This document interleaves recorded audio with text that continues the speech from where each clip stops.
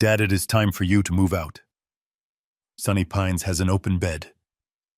The words hit the air like a lead weight, completely shattering the quiet hum of the Sunday morning. I stopped wiping the counter. My hand hovered over the polished granite, a surface I had installed myself 3 decades ago. I looked across the kitchen island. There sat my 44-year-old son, Bradley, casually chewing on a piece of bacon. He did not even look up from his phone when he delivered the eviction notice. Next to him, his wife Megan took a slow, deliberate sip from her coffee. It was a mug I had bought for her last Christmas. Over the rim of the ceramic cup, she was smirking. A cold, calculating smirk that told me everything I needed to know. They had planned this. They had sat in the dark and plotted how to throw a 78-year-old man out of his own home. But what they did not know was that I was not the helpless, clueless old man they thought I was. By Wednesday, they would not just lose me. They would lose the very roof over their heads. They would lose everything they thought they had stolen from me. But before I tell you how I systematically dismantled their perfect little lives, let me know where you are watching this video from in the comments below. Hit the like button and subscribe to the channel if you believe that respect is earned and betrayal should never go unpunished. Now let me take you back to that kitchen, to the exact moment my own flesh and blood decided I was just an expiration date. I stood there, the dish towel damp in my hands. The kitchen was flooded with the warm Texas morning light. This was not just a house. This was a monument to a lifetime of sweat calluses and broken fingernails. 40 years ago, when the Austin real estate market was nothing but dirt and empty fields, my late wife Sarah and I bought this plot of land. I was a general contractor. I poured the foundation myself. I framed the walls. I laid every single oak floorboard in this house so that my family would have a fortress. Sarah loved this kitchen. I built the custom cabinets exactly to her height. I sanded the wood until my hands bled, just to see her smile when she ran her fingers over the finish. Sarah and I used to sit on the floor of this very room eating takeout pizza from a cardboard box, imagining the sound of our children running down the halls. I built this house to be a sanctuary, a place of love, of warmth, of family. And now here was Bradley, a middle management paper pusher who could not even change a flat tire, sitting in the heart of my life's work, telling me it was time to leave. "I think it is for the best," Dad, Bradley added, finally setting his phone face down on the island. He adopted that fake, patronizing tone people use when talking to toddlers or the terminally ill. "You've been getting a little forgetful lately. Last week you left the porch light on all night. It is becoming a safety hazard. We just want you to be safe." Richard Megan chimed in, leaning forward. Her designer bracelets clinked against the granite. "Sunny Pines is a beautiful facility. They have round-the-clock care. You will be around people your own age. You will not have to worry about maintaining this big old house anymore." Safety. The word echoed in my mind, dripping with absolute hypocrisy. I was a retired contractor. My mind was sharper than a surgical blade. Just 3 years ago, I spent 2 weeks completely rewiring the electrical system of this house to modern codes. I installed a smart home security system. I replaced the old gas stove with an induction cooktop that automatically shuts off, specifically, so there would never be a fire hazard.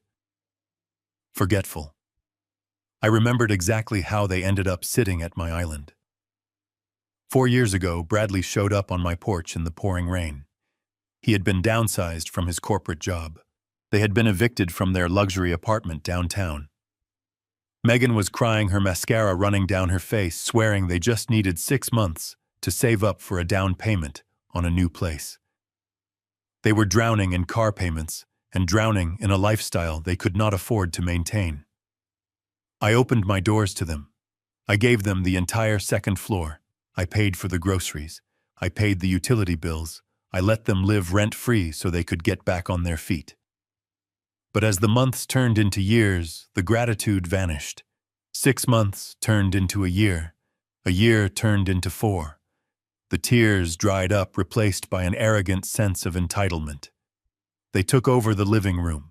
They filled the driveway with a leased luxury car they still could not afford. They started hosting lavish dinner parties for their superficial friends, politely asking me to stay in my room so I would not embarrass them with my old flannel shirts and work boots. They did not want me safe. They wanted me gone. They wanted to play rich hosts in $1 million home without the inconvenience of the old man who built it. The sheer audacity of it burned a hole in my chest. A weaker man might have cried. A more impulsive man might have grabbed the cast-iron skillet and chased them out into the street. But I am not weak, and I am certainly not impulsive. In my line of work, you do not tear down a wall until you know exactly where the load-bearing beams are. You assess the structure. You plan the demolition. I let my shoulders slump. I forced my hands to tremble just a little bit, letting the dish towel slip from my grip and fall onto the counter. I looked down at my worn-out slippers playing the role they had written for me perfectly. "Maybe you are right," I whispered, my voice sounding frail and defeated. "The house is getting a bit too much for me. I just need some time to think about it." The relief that washed over their faces was instantaneous. Bradley exhaled loudly, a triumphant grin breaking through his fake concern.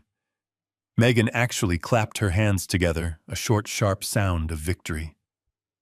"Of course," Dad, Bradley said, standing up and patting my shoulder, as if he had just won a difficult negotiation. "Take the weekend. But we really need an answer by Monday so we can secure the bed." They turned back to their breakfast, their mission accomplished. I turned around and began to walk slowly toward the hallway. I dragged my feet, selling the illusion of a broken man. But as I passed the entryway table, my eyes locked onto Megan's expensive leather purse. It was sitting open carelessly, tossed onto the mahogany console. Sticking out of the side pocket was a thick manila envelope.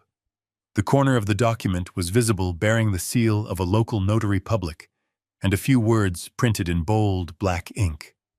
Words that made the blood freeze in my veins. I did not stop. I did not stare. I kept shuffling down the hallway toward my bedroom. But the frail old man act was over the second I closed my bedroom door. The war had just begun. I sat on the edge of my bed, staring at the floorboards, letting the anger settle into a cold, hard focus. A few minutes later, a soft knock echoed against the wood of my door. It was Bradley. He pushed the door open without waiting for an answer, stepping into my private sanctuary with a false look of sympathy plastered across his face. In his hand, he held a cheap, glossy brochure. He walked over and laid it gently on my nightstand. It read, "Sunny Pines Nursing Home," in bright, cheerful letters. He sat next to me, placing a heavy hand on my shoulder. "Dad." "I know this is a lot to take in," he said softly. "But you have to understand, Megan and I are just worried about you. You have been getting so forgetful lately. Last week you left the stove on. You forgot to lock the front door twice. It is just becoming too dangerous for you to be alone in this big house when we are at work. We love you too much to let something terrible happen to you." I looked at the brochure and then at my son. The lie was so smooth, so well rehearsed, that I almost admired his absolute audacity. Forgetful. Dangerous. I mentally mocked every single word that came out of his mouth. I am a retired general contractor. My mind is sharper than a steel trap. I still do advanced structural calculus in my head just to keep my brain active and healthy. As for the stove, I replaced the old gas unit with an induction cooktop 3 years ago. It has an automatic shut-off feature that engages the exact second a pot is removed from the burner. It is physically impossible to leave it on and start a fire in the kitchen. And the front door, I personally installed a smart lock system that automatically engages after 60 seconds. He did not know that, of course. He never paid attention to the house unless something was broken, and he needed me to fix it for him. The truth had nothing to do with my safety or my memory. It had everything to do with their aesthetic and their pride. 4 years ago, they came to me completely broke, drowning in debt, and begging for a roof over their heads. I took them in without a second thought because he was my son. But now my presence was an inconvenience to their lifestyle. They wanted to play the role of rich, sophisticated hosts to their new circle of wealthy Austin friends. An old man in flannel shirts and scuffed work boots walking through the living room ruined the illusion of their perfect self-made success. They wanted the million-dollar home without the man who actually built it. They wanted to erase me from the picture entirely. I forced my hands to shake. I reached out and picked up the brochure, letting my fingers tremble against the cheap paper. I looked at Bradley with wide, frightened eyes, perfectly playing the part of the helpless senior citizen they so desperately needed me to be. "Is it nice there?" I asked, keeping my voice small and wavering to sell the performance. "It is wonderful, huh?" Bradley smiled clearly, relieved that I was not putting up a fight or arguing with him. "They have a beautiful garden. They have a piano in the common room. You will make so many friends your own age. Just look over the brochure today. We can talk more about the transition tonight when we get home." He patted my knee, stood up, and walked out of the room, closing the door behind him. The moment the latch clicked into place, my trembling hands went perfectly still. I tossed the insulting brochure directly into the trash can beside my desk. I did not need a nursing home. I needed a battle plan. I waited in my room until I heard the heavy thud of the garage door closing. They were finally leaving for work. I walked over to the bedroom window and watched their leased luxury car back out of the driveway and disappear down the suburban street. The house fell into a deep, hollow silence. Now it was my turn to work. If they were planning to put me away and take over my home, I needed to make sure all my legal documents were secure and untouchable. I needed to find my property deed immediately.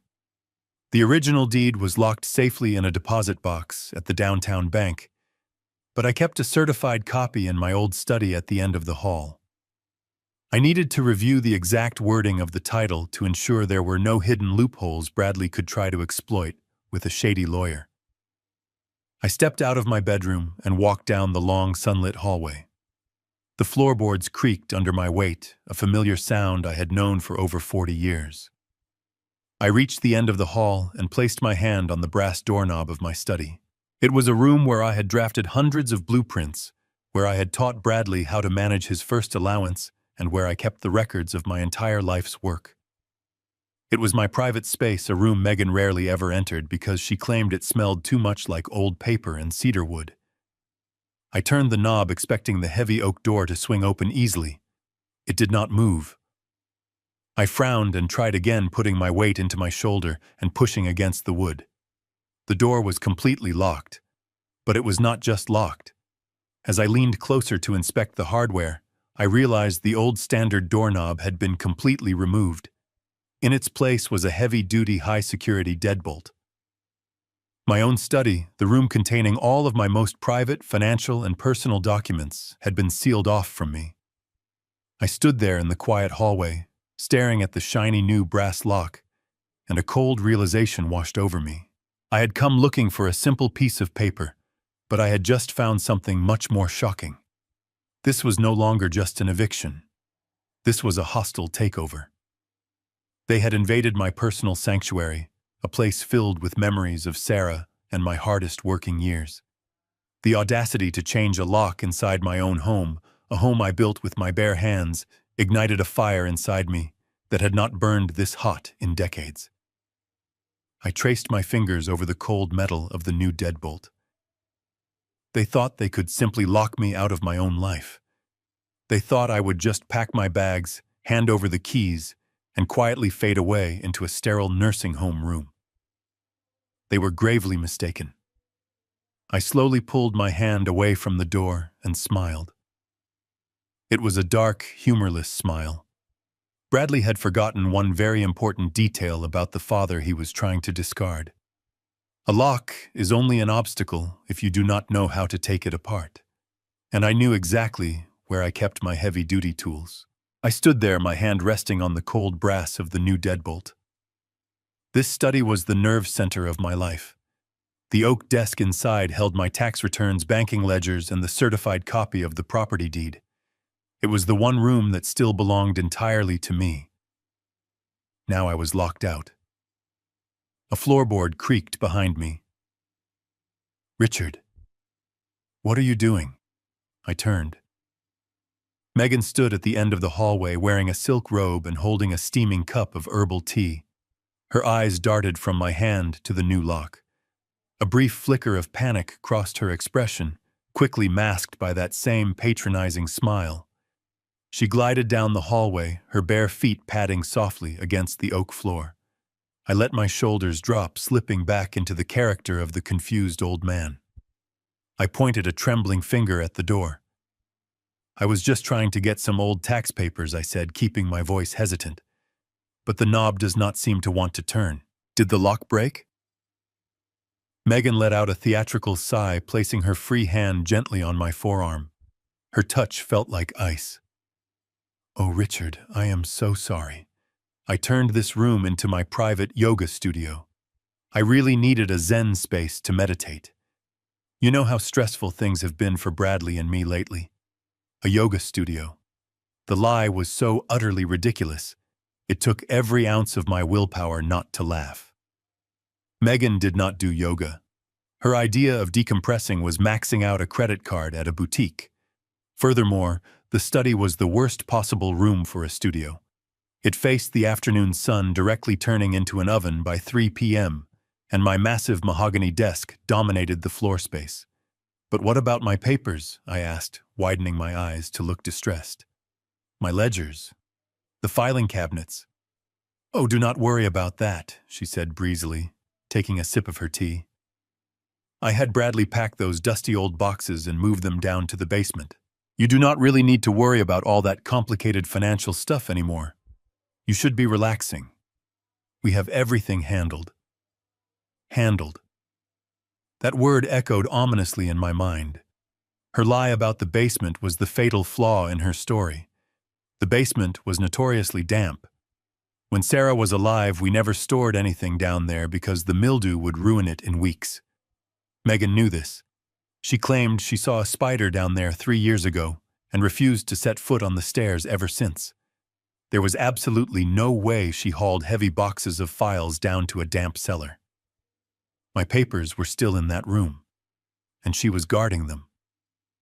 I nodded slowly, looking down at the floor as if I were too tired to argue. "I understand, Megan. A Zen space sounds nice. I will just go rest in my room." She patted my arm, her smile widening into a triumphant grin. "Good idea, Richard.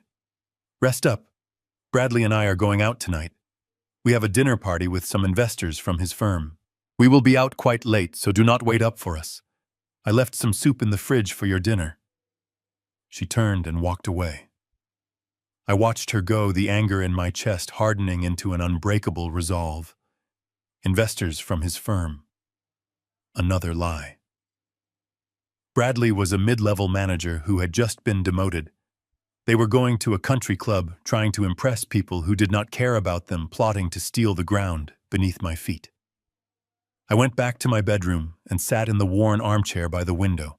I listened to the sounds of the house. I heard the shower running upstairs and the muffled sounds of them arguing over what to wear. I waited with the patience of a hunter. Time moved slowly, but every tick of the clock was another second closer to the truth. Finally, at 7 p.m., I heard them coming down the stairs. The heavy front door opened and closed. The electronic hum of their leased luxury car vibrated through the driveway. I watched through those blinds as the vehicle backed out and sped off down the street, disappearing into the evening shadows. The house was finally empty. The silence that settled over the rooms was no longer hollow. It was charged with anticipation. I stood up. The trembling in my hands vanished completely. My posture straightened and my shoulders pulled back. I was no longer the frail old man waiting for his soup. I was Richard Caldwell, the man who built this house from the dirt up. I headed straight for the mudroom at the back of the house. I reached into the bottom cabinet and pulled out my old steel toolbox. It was battered, scratched, and covered in dried paint from decades of hard labor. The weight of it in my hand felt like an old friend. I carried the heavy steel box down the hallway, my boots thudding softly against the oak floorboards. I stopped in front of the study. The shiny new brass deadbolt gleamed in the dim hallway light, silently mocking me. Megan thought a cheap lock could keep me away from my own life. She thought a simple locked door was enough to hide their secrets. I set the heavy toolbox down.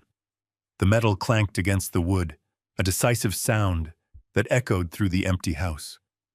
I unlatched the lid, revealing rows of specialized lock-picking tools I had acquired over 40 years in the construction business. I reached inside and pulled out a heavy-duty tension wrench and a precision pick. I looked at the locked door. They wanted to play games with my life. Now it was my turn to see exactly what they were hiding behind this door. I selected a heavy-duty tension wrench and a standard hook pick from the velvet-lined tray inside my toolbox. My hands moved with a familiar practiced rhythm. 40 years of installing doors, fixing jammed mechanisms, and building houses from the ground up had left permanent knowledge in my bones. I slid the tension wrench into the bottom of the keyway, applying just a feather-light amount of rotational pressure. Then I inserted the pick, gently lifting each brass pin inside the cylinder.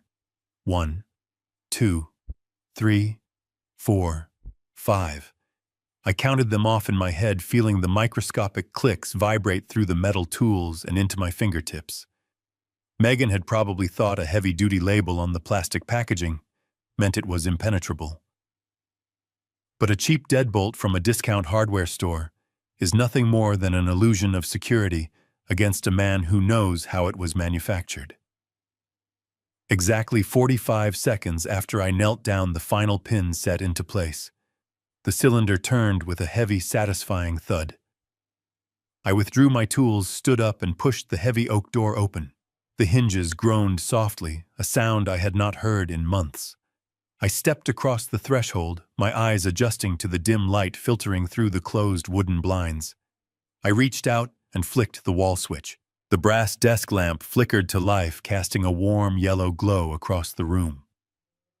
I stood frozen in the doorway for a long moment, simply taking in the sheer disrespect laid bare before me. There was no yoga mat on the floor. There were no meditation cushions, no incense burners, no signs of a peaceful Zen sanctuary whatsoever. Instead, my private study looked like the aftermath of a desperate burglary. The room was in complete chaos. My beautiful mahogany desk, a piece of furniture I had salvaged and restored by hand decades ago, was covered in a mountain of scattered documents, empty coffee mugs, and crumpled-up legal pads. But the sight that truly made my stomach turn was located in the far corner of the room. My twin steel filing cabinets had been dragged away from the wall. The heavy metal drawers were hanging open at crooked angles. Someone had taken a pry bar or a heavy flathead screwdriver to the built-in locks. The steel was gouged, bent, and violently forced open, exposing 40 years of my meticulously organized life. My tax returns, my old building permits, Sarah's medical records, and my retirement account statements were pulled from their folders and carelessly thrown across the floor like worthless trash. A wave of bitter, suffocating betrayal washed over me. I walked slowly into the room, my boots crunching over a scattered pile of old bank statements. I stopped in the center of the study, remembering a rainy Tuesday evening over 30 years ago. In this very room, at that very desk, I had pulled up a wooden chair for a 12-year-old Bradley. He had been so proud of his first lawn mowing money. I had bought him a little green ledger and sat patiently beside him for 2 hours, teaching him how to balance a checkbook. I had explained to him the value of a hard-earned dollar, the importance of keeping his financial word, and the necessity of honest labor. I remembered the way he had looked up at me with wide, innocent eyes soaking in every word like gospel. I had believed with every fiber of my being that I was raising a man of integrity. Now, looking at the violently pried metal of my filing cabinets, that memory felt like a cruel, sick joke.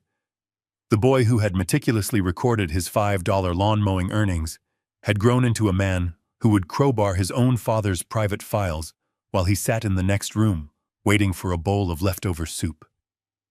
It was not just an invasion of privacy. It was a complete and utter desecration of every single value I had ever tried to instill in him. They had not just searched this room. They had ransacked it with a frantic, greedy desperation.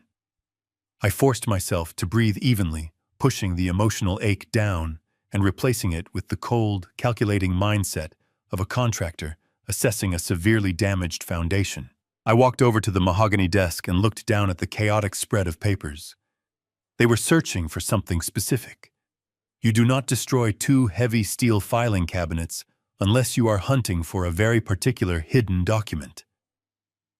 I began to carefully sift through the mess on the desktop, moving aside the crumpled legal pads and old coffee rings. Beneath a stack of irrelevant utility bills, a familiar heavy stock paper caught my eye. I pulled it free. It was the deed to the property, or rather my certified copy of the property deed. My heart skipped a beat, then immediately settled as I recognized the watermark. Thank God my lawyer Thomas had advised me to keep the original sealed in a secure bank vault downtown years ago. But the fact that Bradley had dug out the copy meant they were actively researching the legal boundaries of my ownership. I placed the deed down and continued to search the immediate area. Next to the keyboard of an old laptop they had left plugged in, I noticed a thick stack of freshly printed emails. The paper was still crisp.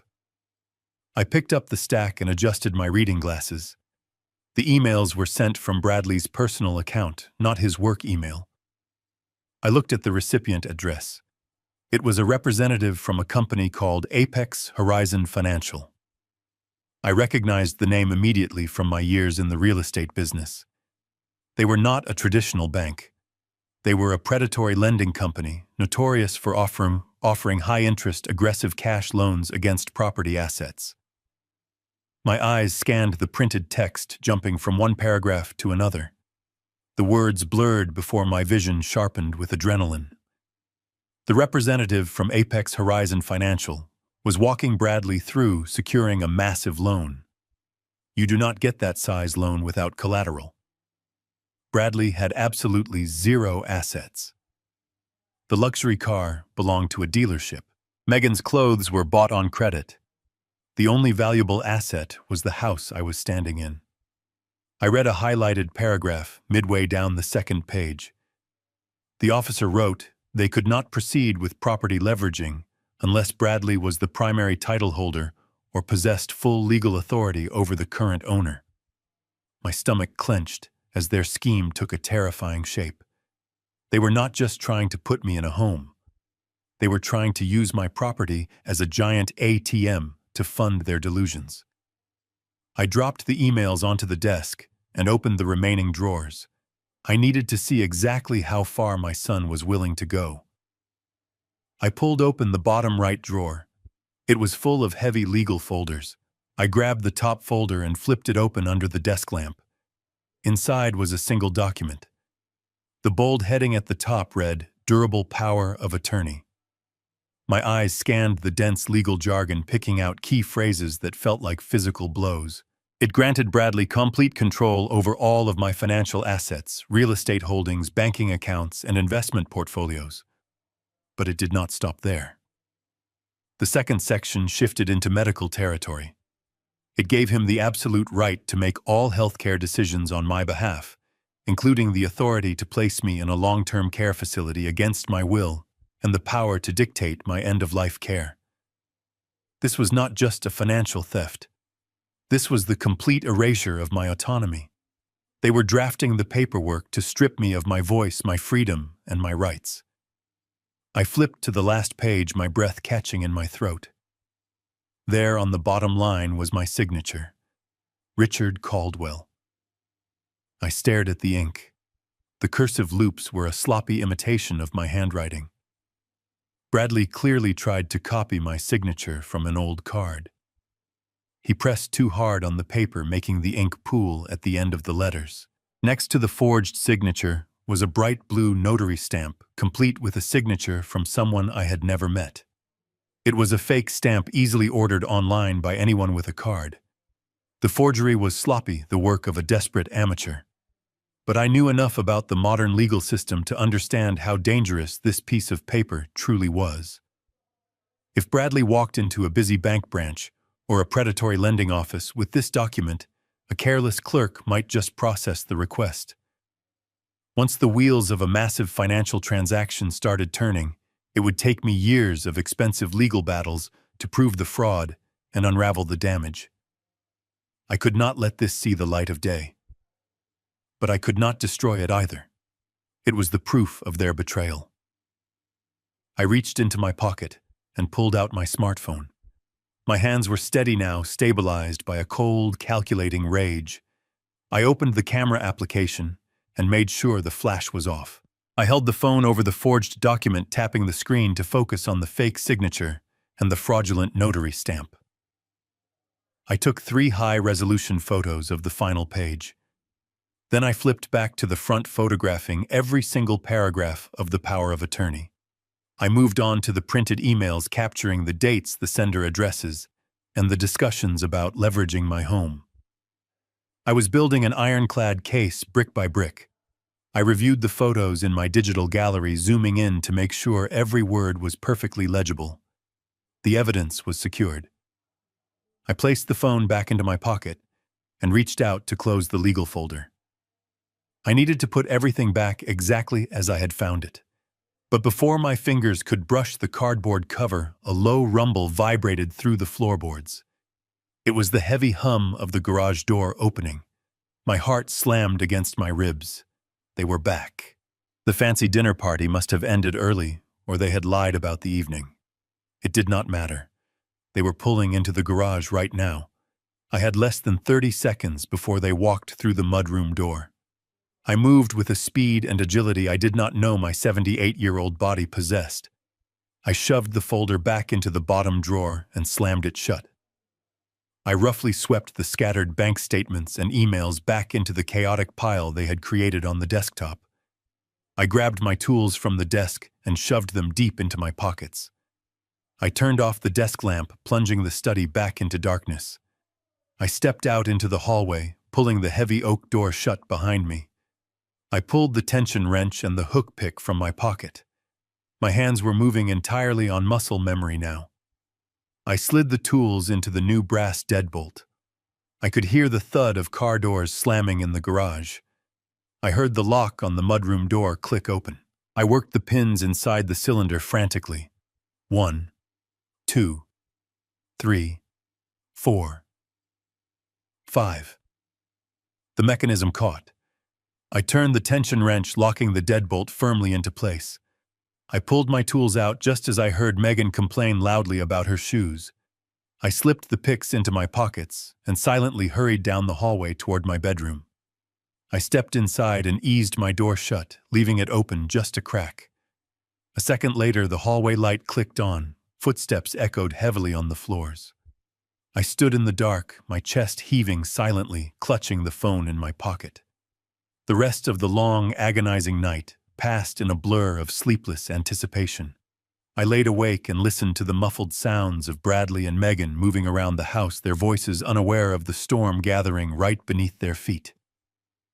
When morning finally broke, painting the Texas sky in shades of pale orange, I already had my script prepared. I walked into the kitchen at 7:30, intentionally dragging my feet.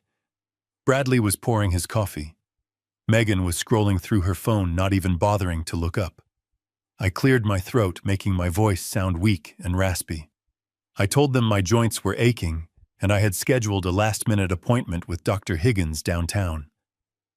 Bradley barely glanced in my direction, tossing me a dismissive nod and telling me to take a taxi so I would not get lost. I agreed meekly, turning away to hide the fire burning in my eyes. The moment my hired car rounded the corner and out of their sight, I gave the driver a different address.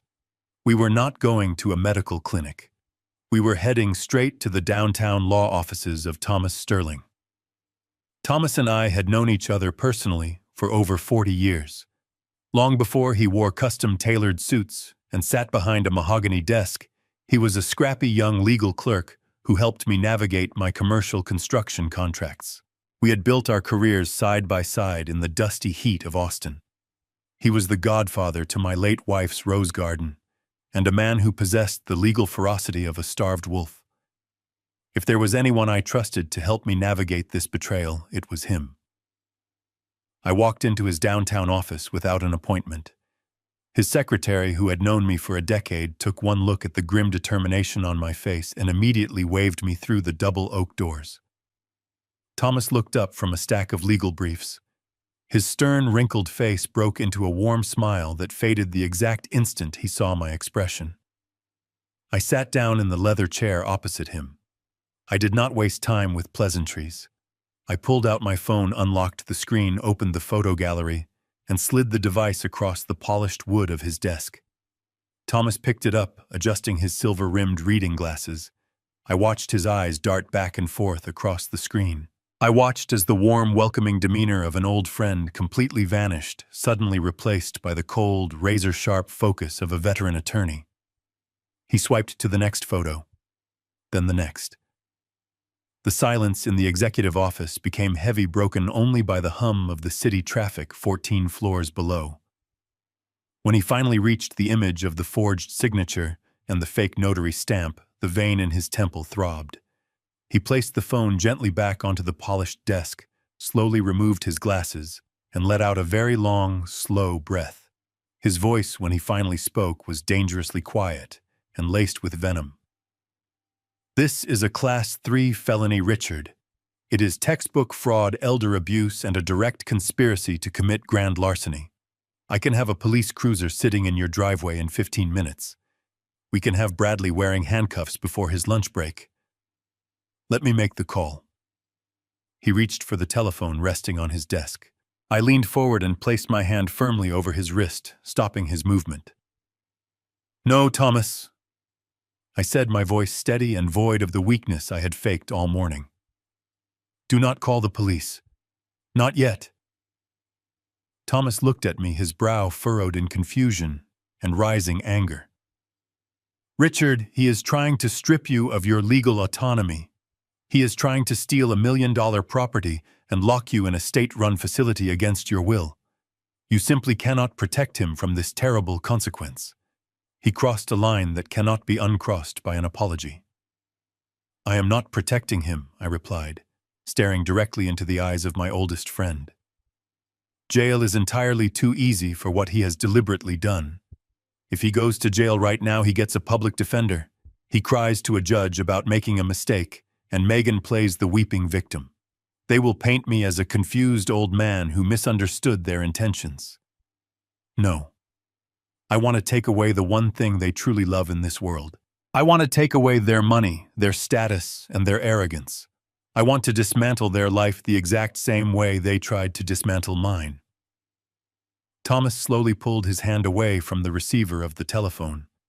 He leaned back in his chair, a slow, dark understanding dawning in his eyes.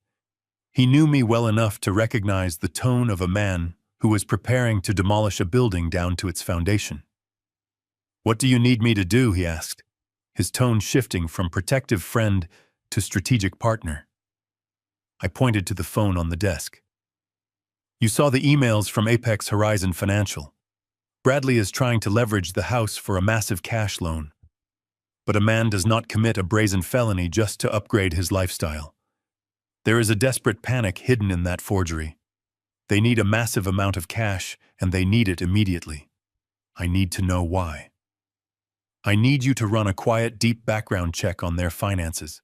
I want to see every single hidden bank account, every maxed-out credit card, and every unpaid debt they have been hiding from me. Find out exactly why they need my house so desperately today." Thomas nodded, turning to his monitors. His fingers began flying across the keyboard. "Give me until this afternoon, Richard," he promised. "I will find their breaking point." I left Thomas and spent the next few hours sitting on a wooden bench in a nearby public park. I watched the city of Austin move rapidly around me, completely oblivious to the silent storm raging inside my chest. The afternoon sun beat down heavily on the paved walkways, but I felt nothing but a cold, heavy numbness. At exactly 2 o'clock, my cell phone vibrated sharply in my pocket. It was a brief text message from Thomas. It contained only 2 simple words. "Come back." I stood up slowly, smoothed the wrinkles from my jacket, and made the short walk back to his tall glass building. When I stepped into his private executive office for the second time that day, the atmosphere was entirely different. The window blinds were drawn tightly against the glaring Texas sun, casting long shadows across the room. His mahogany desk was completely covered in freshly printed financial spreadsheets, banking summaries, and detailed credit reports. Thomas was rubbing his temples with both hands, looking exactly like an exhausted man who had just sifted through the terrifying wreckage of a train derailment. He silently gestured for me to sit down in the leather chair. I took my seat and mentally braced myself for the incoming impact. Thomas leaned forward, folding his hands tightly over a thick stack of printed papers. "Richard," he began softly, his voice heavy with absolute disbelief. "I knew your son was living far beyond his actual means, but the harsh reality of his financial situation is significantly worse than either of us could have ever imagined." He slid a single crisp sheet of white paper across the smooth mahogany desk. It was a consolidated debt summary. I looked closely at the bold black number printed at the very bottom of the page: $140,000. I blinked twice entirely, sure my aging eyes were playing cruel tricks on me in the dim light. $140,000 in unsecured credit card debt. This astronomical figure did not include the leased luxury car currently sitting in my driveway, and it certainly did not include their regular daily living expenses. This was pure consumer debt. It was a terrifying mountain of financial ruin built entirely on high-interest plastic cards and arrogant, foolish delusions. "How is this even remotely possible?" I asked, my voice barely a strained whisper in the quiet room. "They live in my house completely rent-free. I pay the annual property taxes out of my own pocket. I pay all the utility bills every single month." "Where did all of this money go?" Thomas began, flipping quickly through the stacked pages, laying out the sordid details of their hidden, desperate life. "Megan has a severe shopping addiction," he explained grimly, tapping a manicured finger aggressively against a lengthy credit card statement. "She has been treating high-end luxury boutiques like ordinary grocery stores. She is dropping thousands of dollars every single month on designer clothes, imported luxury handbags, and incredibly expensive boutique salon treatments. She even opened 3 secret credit accounts in her maiden name just to keep the invisible money flowing. But her spending habit is only half of this terrible disaster." Thomas pulled another official document from the messy pile. It was a confidential employment verification record. Bradley was demoted at his corporate firm over 8 months ago. He permanently lost his senior management title, and along with it, he lost nearly 40% of his annual salary. Instead of adjusting their lavish lifestyle or simply telling you the honest truth, they stubbornly doubled down. They used high-interest credit cards to cover the massive financial gap, pretending everything was fine, while they drowned in an inescapable sea of compounding interest and late fees. I sat back deep into the leather chair, feeling a sickening mixture of utter disgust and profound sorrow. I thought about the sheer volume of sweat, blood, and immense personal sacrifice it took to build a truly stable life. When Sarah and I bought that empty dirt lot in Austin 40 long years ago, we did not have a single extra penny to spare. We lived on cheap canned beans and plain white rice for 2 solid years just to save money. I drove a battered pickup truck with a rusted-out floorboard because every single extra dollar went straight into buying structural lumber-heavy nails and pouring concrete. I saved copper pennies in a glass jar on the kitchen counter just so I could afford to take Sarah out for a nice dinner on our wedding anniversary. I physically bled into the dark soil of that property to ensure my family would never have to know the cold grip of poverty. Today, that very same plot of land is worth well over $1 million entirely because of decades of brutal, unglamorous, relentless discipline. And now my own flesh and blood son was actively trying to steal my entire life's work simply to pay for his wife's shallow vanity and his own pathetic, shameful cowardice. He simply could not face the harsh reality of his own professional failure, so he actively decided to sacrifice my peaceful future just to hide his own massive mistakes. They are completely broke, Thomas stated flatly. The credit card companies are preparing to file lawsuits. They are desperate animals backed into a dangerous corner. But this is where the story goes from a tragic financial failure to a calculated criminal conspiracy. Thomas grabbed a different folder and pulled out a complex application. Do you remember the printed emails you found from Apex Horizon Financial? He asked quietly. I nodded slowly. Thomas pointed his pen directly at the third paragraph. The forged power of attorney is not just about medical decisions. Look right here. I leaned in and read the tiny print. The breath caught painfully in my throat. The forged document was the exact key they needed to unlock a massive financial scheme. Thomas tapped the application form with the heavy gold barrel of his pen. They are applying for a reverse mortgage, Richard. He explained, his tone laced with a mixture of professional disgust and personal outrage. I stared at him, letting the words sink into my mind. A reverse mortgage. It is a financial product specifically designed for senior citizens, allowing them to convert part of the equity in their homes into cash. But Bradley is not trying to secure your comfort in your twilight years.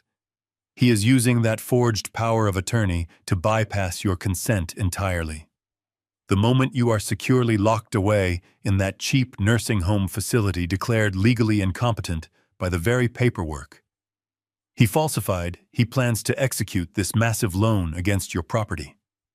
He slid a detailed amortization schedule across the desk so I could see the terrifying mathematics for myself. Your house is easily worth $1.2 million in the current Austin real estate market. Thomas continued, pointing at the top line of the spreadsheet. Apex Horizon Financial is perfectly willing to offer a lump sum cash out of $600,000. Bradley and Megan plan to take that cash, completely wipe out their $140,000 of credit card debt, and simply pocket the remaining $460,000. They want to use the equity you built with your own bare hands to fund their luxurious lifestyle. They want to take expensive vacations, buy new designer wardrobes, and continue to host those lavish dinner parties as if they were brilliant self-made millionaires. I looked at the paperwork, a cold sickness settling in the pit of my stomach as the final piece of their treacherous puzzle snapped firmly into place. And what happens to the house? I asked, though I already knew the devastating answer. Thomas leaned back in his large leather chair and sighed heavily, rubbing a hand across his tired face. The bank ultimately takes it, he replied quietly, emphasizing the brutal reality of their scheme. Because Bradley has absolutely no intention of ever repaying a single dime of this massive loan. He cannot afford to. The interest will rapidly compound month after month, quietly eating away at the remaining equity of the property while you are sitting alone in a sterile room at Sunny Pines. When you eventually pass away, or when the loan balance inevitably exceeds the total value of the home, Apex Horizon Financial will initiate a full legal foreclosure. They will seize the property, evict anyone living there, and sell it to the highest bidder to recoup their losses. Bradley and Megan will simply walk away with $500,000 in stolen cash, leaving your entire life legacy to be auctioned off by a predatory lender. They are treating your home like a disposable lottery ticket, discarding you the moment they secure their unearned jackpot. The sheer, unadulterated evil of their master plan echoed loudly through the quiet executive office. I closed my eyes and took a very long, deep breath. For the past 24 hours, a profound, agonizing heartbreak had been tearing my chest apart. I had been grieving the loss of my family, mourning the terrible realization that my son had fundamentally betrayed my unconditional trust. But sitting there, staring at the exact dollar amount he had placed on my personal freedom and my hard-earned legacy, that paralyzing heartbreak completely evaporated into thin air. It was instantly replaced by a cold, hard, and terrifyingly calm resolve. The man currently sleeping under my roof, eating the food I bought with my own money, and driving a luxury car while plotting my ultimate demise, was not the little boy I had patiently taught to balance a checkbook. That innocent boy was dead and buried. The man sitting in my kitchen was nothing more than a dangerous, greedy parasite who had attached himself to my life, waiting for the perfect moment to drain me completely dry. He was a coward who refused to face the consequences of his own professional failures, choosing instead to sacrifice his father on the altar of his own massive vanity. I remembered all the long, blistering hot Texas summers I spent working double shifts on construction sites just to make sure he had a pristine college fund. I remembered the endless sacrifices Sarah had made clipping grocery coupons and sewing her own dresses so we could pay off our mortgage 5 years early. We had given him everything we possibly could, and his repayment was a forged signature designed to steal it all away. I opened my eyes and looked directly at my friend.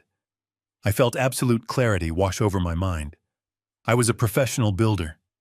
I knew exactly how to construct a towering fortress, and I knew how to tear one down to the bare dirt.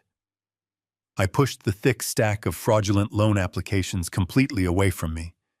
I did not need to see any more of his pathetic, desperate lies. The rules of engagement had been clearly established by my own flesh and blood. He wanted to play a ruthless game of total financial destruction, assuming I was nothing but a weak, oblivious old man who would quietly surrender to his cruel manipulation without a fight.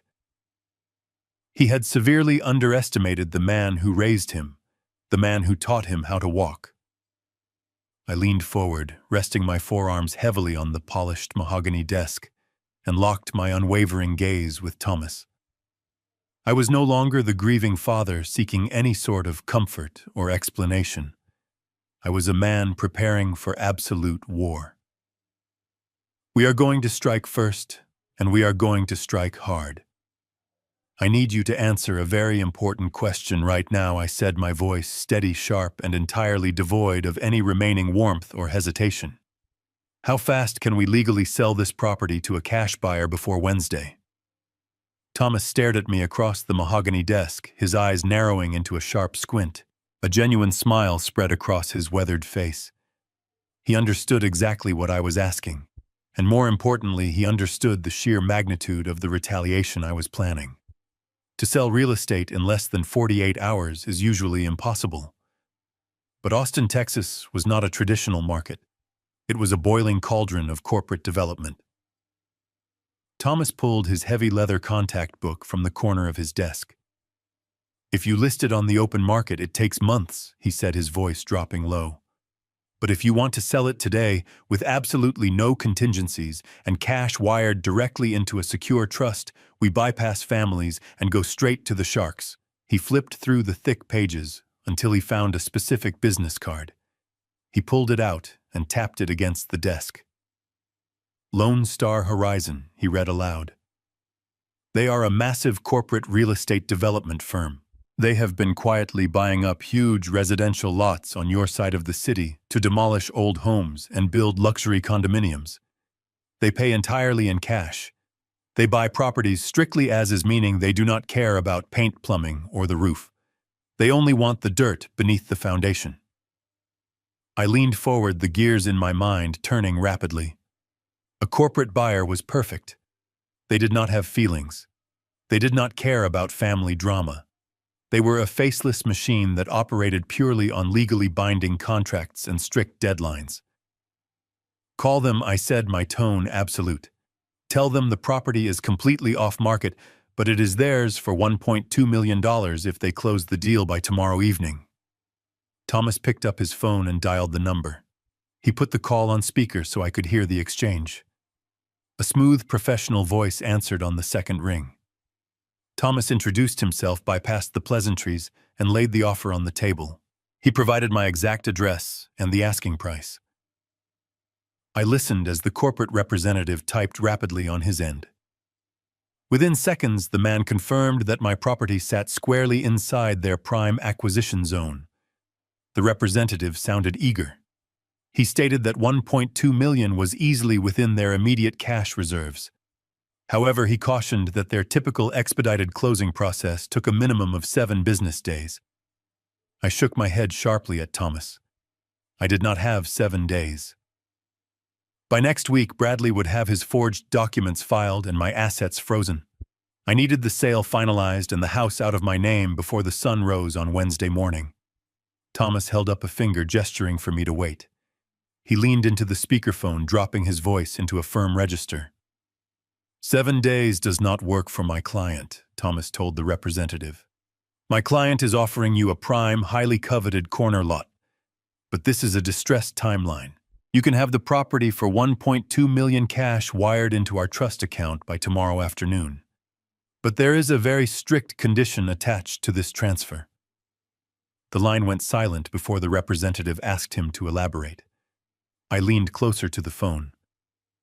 I am the homeowner, I said, making sure my voice carried absolute authority. I will sign the deed over to your corporation tomorrow. But your company cannot take physical possession of the property, you cannot change the exterior locks, and you absolutely cannot step foot on the lawn to begin any demolition work until exactly 10 o'clock in the morning this Wednesday, not 1 minute before. The representative chuckled softly, clearly confused by the strange restriction. That is a highly unusual request, he replied. Usually sellers want to stay in the home for at least a month after closing. You are asking us to wait barely 24 hours, but restricting our access down to the exact minute. I stared blankly at the speakerphone. That is the deal, I stated coldly. You get the land you desperately want. I get the cash. But if any of your representatives show up before 10 o'clock on Wednesday morning, the deal is completely void. Do we have an agreement? There was a long pause on the other end of the line. I could hear the muffled sounds of the representative consulting with the director in the background. Finally, the voice returned to the speakerphone. We have an agreement, Mr. Caldwell, the man said smoothly. We will draft the cash purchase agreement immediately and send it to your attorney. We will respect your strict timeline. Wednesday morning, exactly at 10 o'clock, Lone Star Horizon will take full legal and physical possession of the property. I thanked the man, and Thomas ended the call. The click of the receiver sounded like a gavel falling in a courtroom. The trap was officially set. The legal machinery was now in motion, and there was absolutely nothing Bradley or Megan could do to stop a multi-million-dollar corporation from claiming what was rightfully theirs. Thomas printed out a preliminary intent to sell document and slid it across the desk. I picked up his gold pen and signed my name. This time, the signature was not a sloppy forgery. It was bold, sharp, and final. I stood up from the leather chair, feeling a strange sense of weightlessness. The house was gone. The fortress I built for my family was destined to become a pile of splintered wood. But I did not feel sorrow. I felt justice. I firmly shook his hand and walked out of his office. The real challenge was just beginning. I had to go back to that house, sit across the table from the parasites trying to ruin me, and play the ultimate final acting game. I had to be the frail, forgetful old man for just a little while longer. Tuesday morning arrived with a suffocating heaviness. I sat at the kitchen island, slowly stirring plain oatmeal, while Bradley and Megan rushed around in their usual frenzy. Bradley was busy tightening his silk tie, complaining about traffic. Megan was practically vibrating with excitement, talking rapidly on her phone about a patio remodeling project she planned for the weekend. She was oblivious to the fact that by Saturday, this patio would be a pile of shattered concrete and twisted rebar. I kept my head down, forcing my hands to tremble slightly as I lifted my spoon. I played the defeated father perfectly. I agreed with their timeline, nodded at their instructions, and promised to start packing my suitcases that afternoon. By 8:30, they were out the door, leaving me alone in the quiet house. My timeline was tight. Lone Star Horizon was willing to wire the cash, but corporate policy dictated a mandatory visual inspection of the interior structure before final funding. It was a mere formality for a demolition company, just a quick walkthrough to confirm the property matched the county records. The inspector was scheduled to arrive at 1 o'clock, right in the middle of their workday. At 5 minutes to 1, a white commercial pickup truck pulled into the driveway.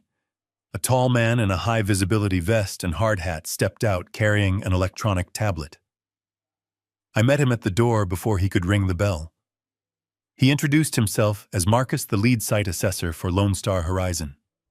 He was strictly business, entirely uninterested in the beautiful oak floors or the custom cabinets I built for Sarah. He walked through the living room with heavy steps, tapping rapidly on his screen. As we moved into the formal dining area, Marcus paused and let out a low whistle. He stared directly at the imported Italian marble dining table and the matching velvet chairs Megan had recently purchased on credit. "That is some incredibly expensive staging furniture, Mr. Caldwell," Marcus noted, glancing around the room at the high-end electronics and designer rugs covering the floor. "I assume you have a moving company coming to clear all of this out before we take possession tomorrow morning. Our demolition crews run on a very tight schedule. If this house is not empty, we charge a premium disposal fee." I stood next to the marble table, running my hand over the cold, unpaid stone. I looked Marcus directly in the eyes. "I have a specialized moving crew arriving early tomorrow morning to take my personal belongings," I explained calmly. "However, I want to be entirely clear with you regarding the terms of our contract. You are buying this property exactly as it stands. Whatever items I choose to take will be gone by 9:50 in the morning. But any furniture, electronics, or belongings that remain inside these walls or on this lawn at exactly 10 o'clock tomorrow morning are legally abandoned. You do not need to call me. You do not need to ask for permission. You simply treat everything left behind as construction debris. It belongs to the developer, and your bulldozers are free to crush it into the dirt." Marcus raised an eyebrow, surprised by the sheer coldness of my instructions. He had probably seen plenty of messy evictions, but a seller voluntarily sacrificing tens of thousands of dollars in luxury furniture was unheard of. He tapped his tablet a few times and nodded firmly. "Understood, sir. Whatever is left at 10 o'clock goes straight into the dumpsters." We walked upstairs so Marcus could verify the structural integrity of the roof joists in the attic. The inspection was going perfectly according to plan. I was just about to lead him back down the stairs to sign the final authorization paperwork when a sudden, terrifying sound echoed through the house. It was the loud rumble of the garage door opening. My blood turned to absolute ice. It was only 1:30 in the afternoon. Bradley and Megan never came home this early. But as I listened to the heavy thud of a car door slamming shut, I recognized the unmistakable clicking of Megan's expensive high heels on the concrete floor. She had come home for a surprise lunch break. I had less than 10 seconds before she walked through the mudroom and saw a demolition inspector standing in her hallway in a bright orange safety vest. Panic flared. I grabbed Marcus by the thick fabric of his safety vest and pulled him silently toward the back staircase that led directly down to the rear patio doors. I pressed a finger to my lips, signaling for absolute silence. Marcus looked confused, but the sheer urgency in my grip made him comply without a single word. We rushed down the wooden steps, our boots making practically no sound. I could hear the mudroom door unlocking. I shoved Marcus out the back door, stepping out onto the patio right behind him. I whispered for him to walk around the side of the house and drive away immediately. I promised I would electronically sign the final forms. Marcus gave me a quick nod and jogged toward the side gate, disappearing behind the tall fence. I pulled the heavy patio door shut behind me, my heart hammering violently. I grabbed a stray garden hose from the patio and walked back inside through the kitchen door just as Megan strolled into the room. She stopped dead in her tracks, her eyes narrowing as she looked at my boots and the hose in my hand. "What are you doing, Richard?" she demanded. I forced my breathing to slow down, adopting an expression of mild confusion. "I just had the plumber over," I lied smoothly. "The sink in the bathroom was leaking again, and I wanted to make sure it was fixed before I leave tomorrow." Megan rolled her eyes in profound annoyance, completely buying the pathetic story. The master plan had survived. The master plan had survived.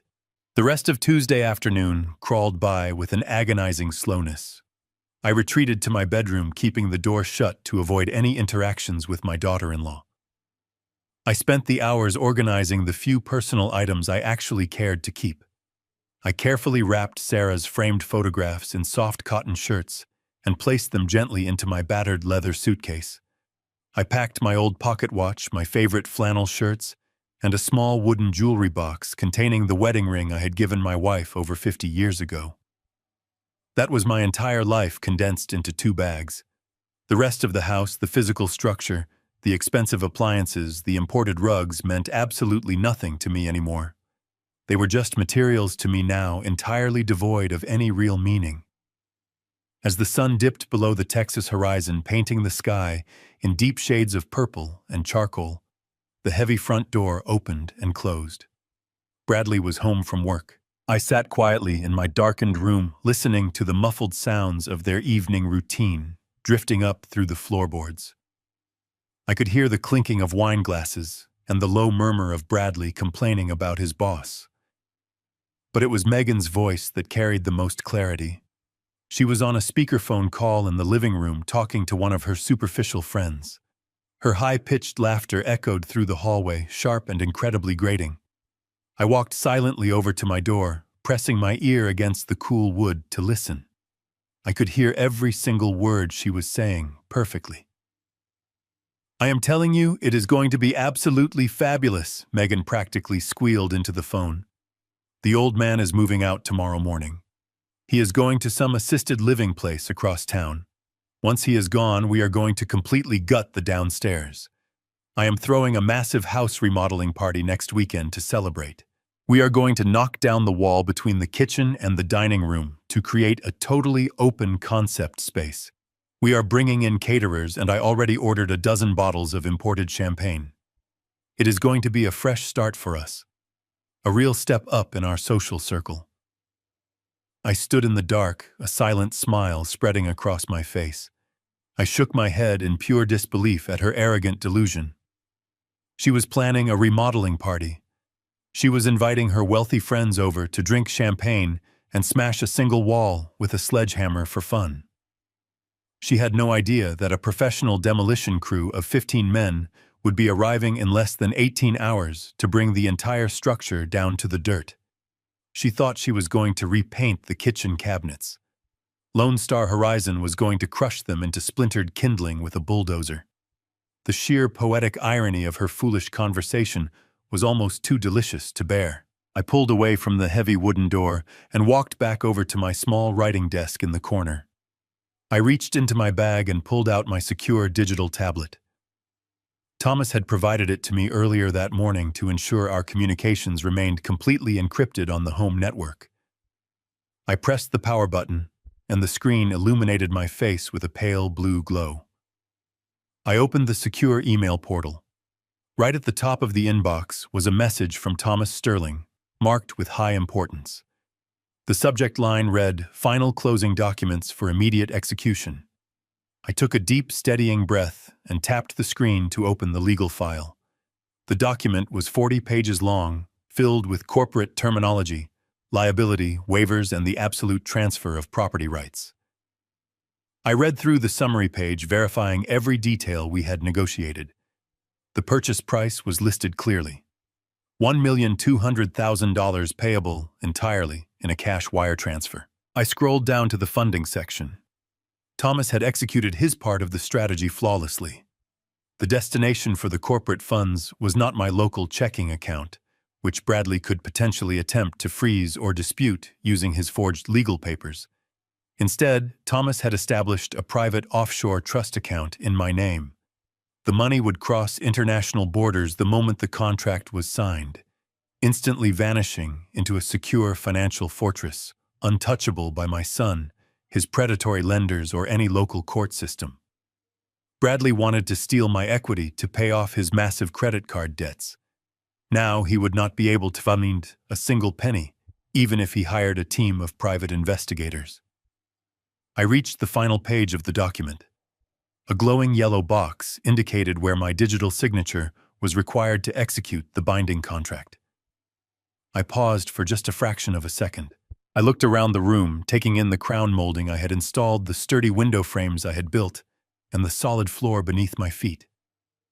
This house had held my greatest joys and my deepest sorrows. It was the physical manifestation of my adult life. But the people downstairs had poisoned the well. They had turned my sanctuary into a prison of deceit. I placed my finger on the smooth glass of the tablet and carefully traced my signature. I hit the submit button. A green checkmark appeared on the screen, accompanied by a small chime.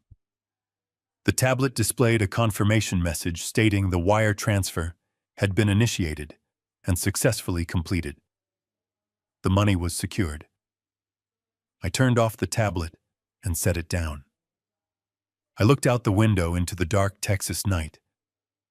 The sale was finalized. The legal title had been transferred. I was sitting inside a building that no longer belonged to me. The property was now the legal asset of a ruthless corporate demolition company, and the countdown to destruction had officially begun.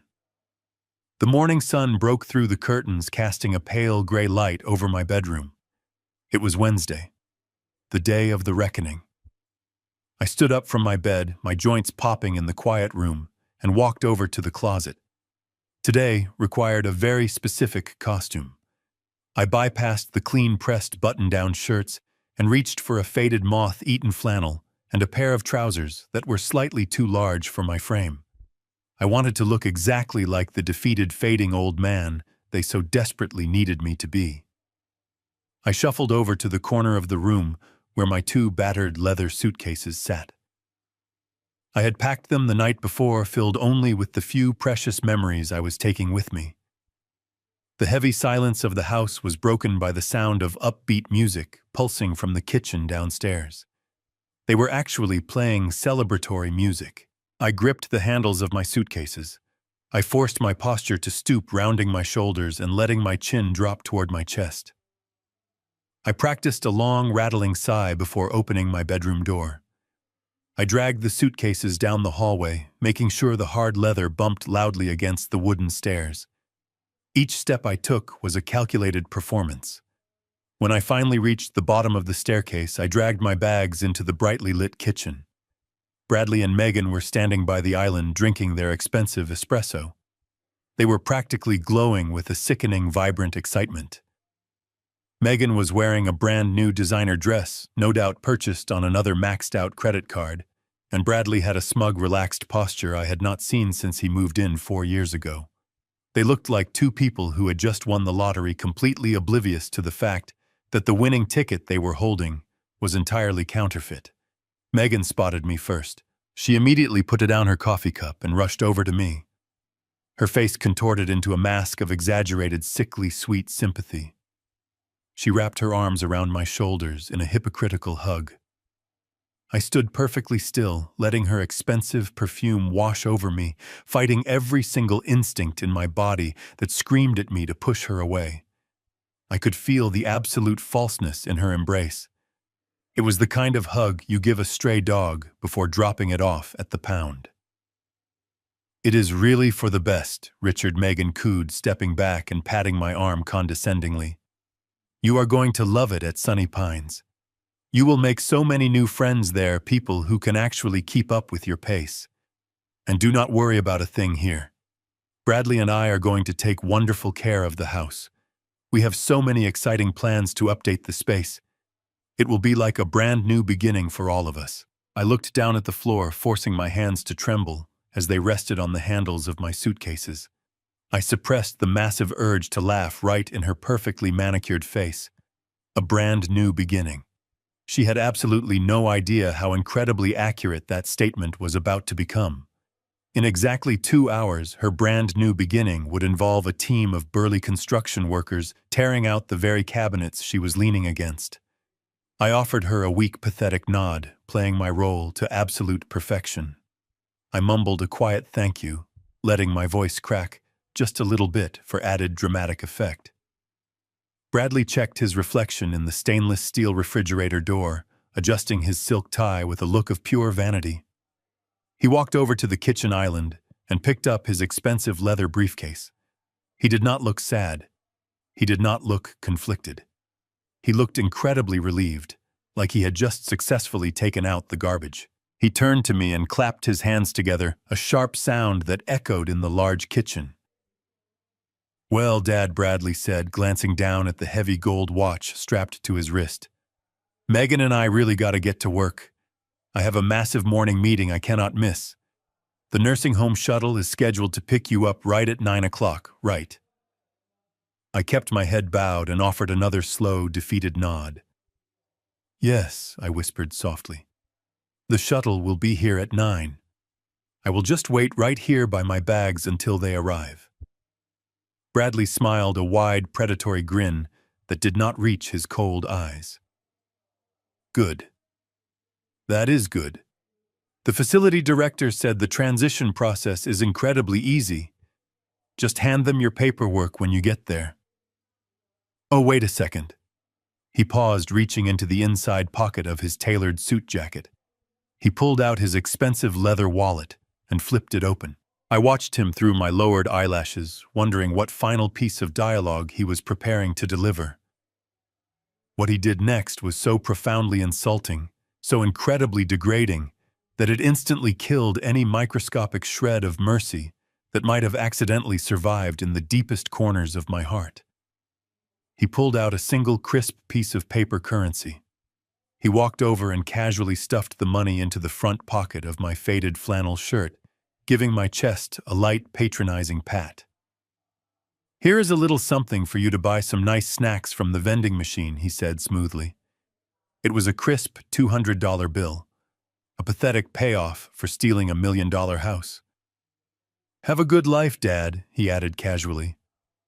Then without a single backward glance, my son and his greedy wife walked out the door, leaving me completely alone in the kitchen. I listened to the heavy garage door close. I reached into my pocket, pulled out the $200 bill, and smiled a genuine, terrifying smile.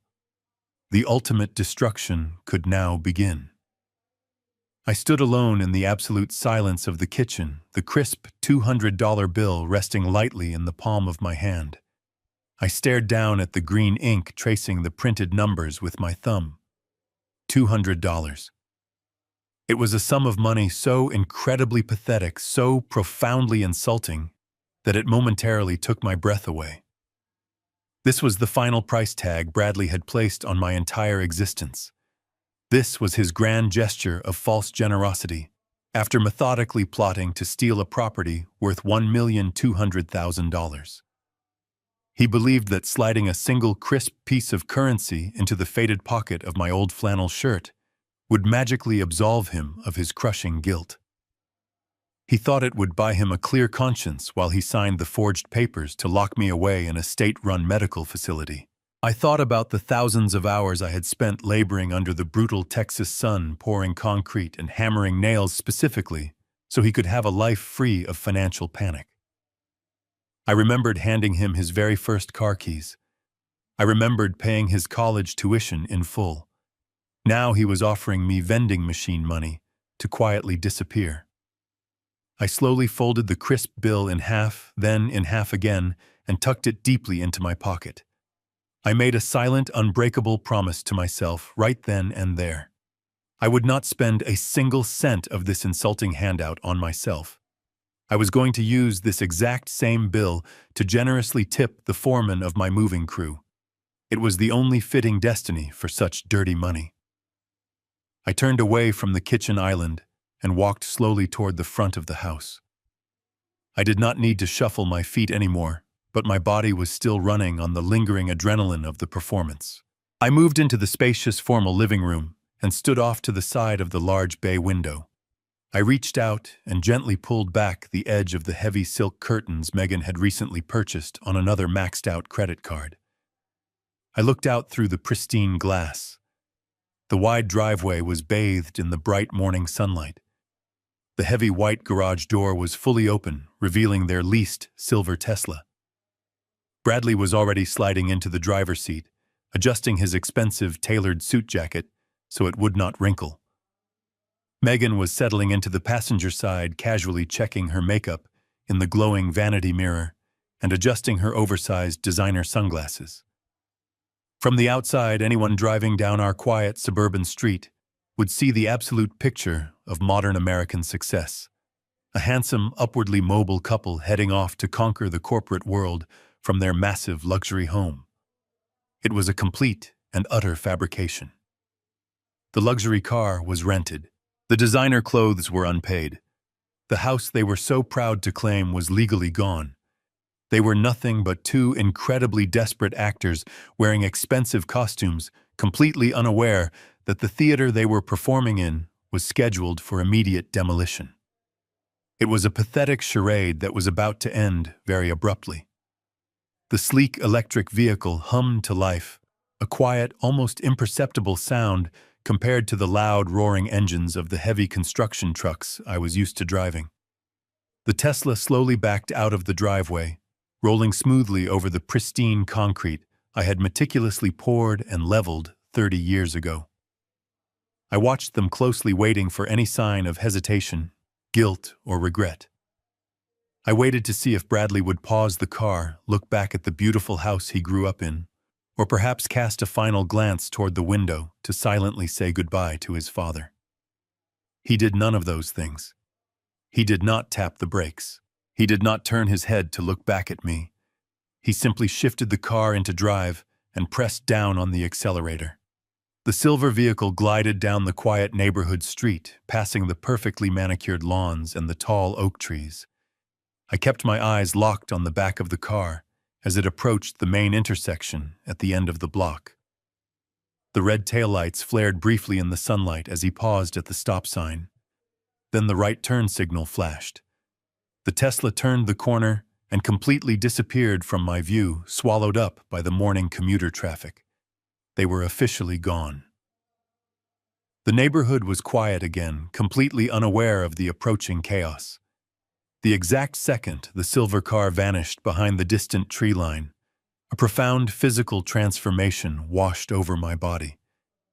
The stooped, defeated posture I had carefully maintained all morning evaporated. I rolled my shoulders back, feeling the familiar strength return to my spine. I lifted my chin high, breathing in a deep lungful of air. The trembling in my hands, a symptom of the helpless victim they desperately wanted me to be vanished. The frail, confused old man was dead and buried.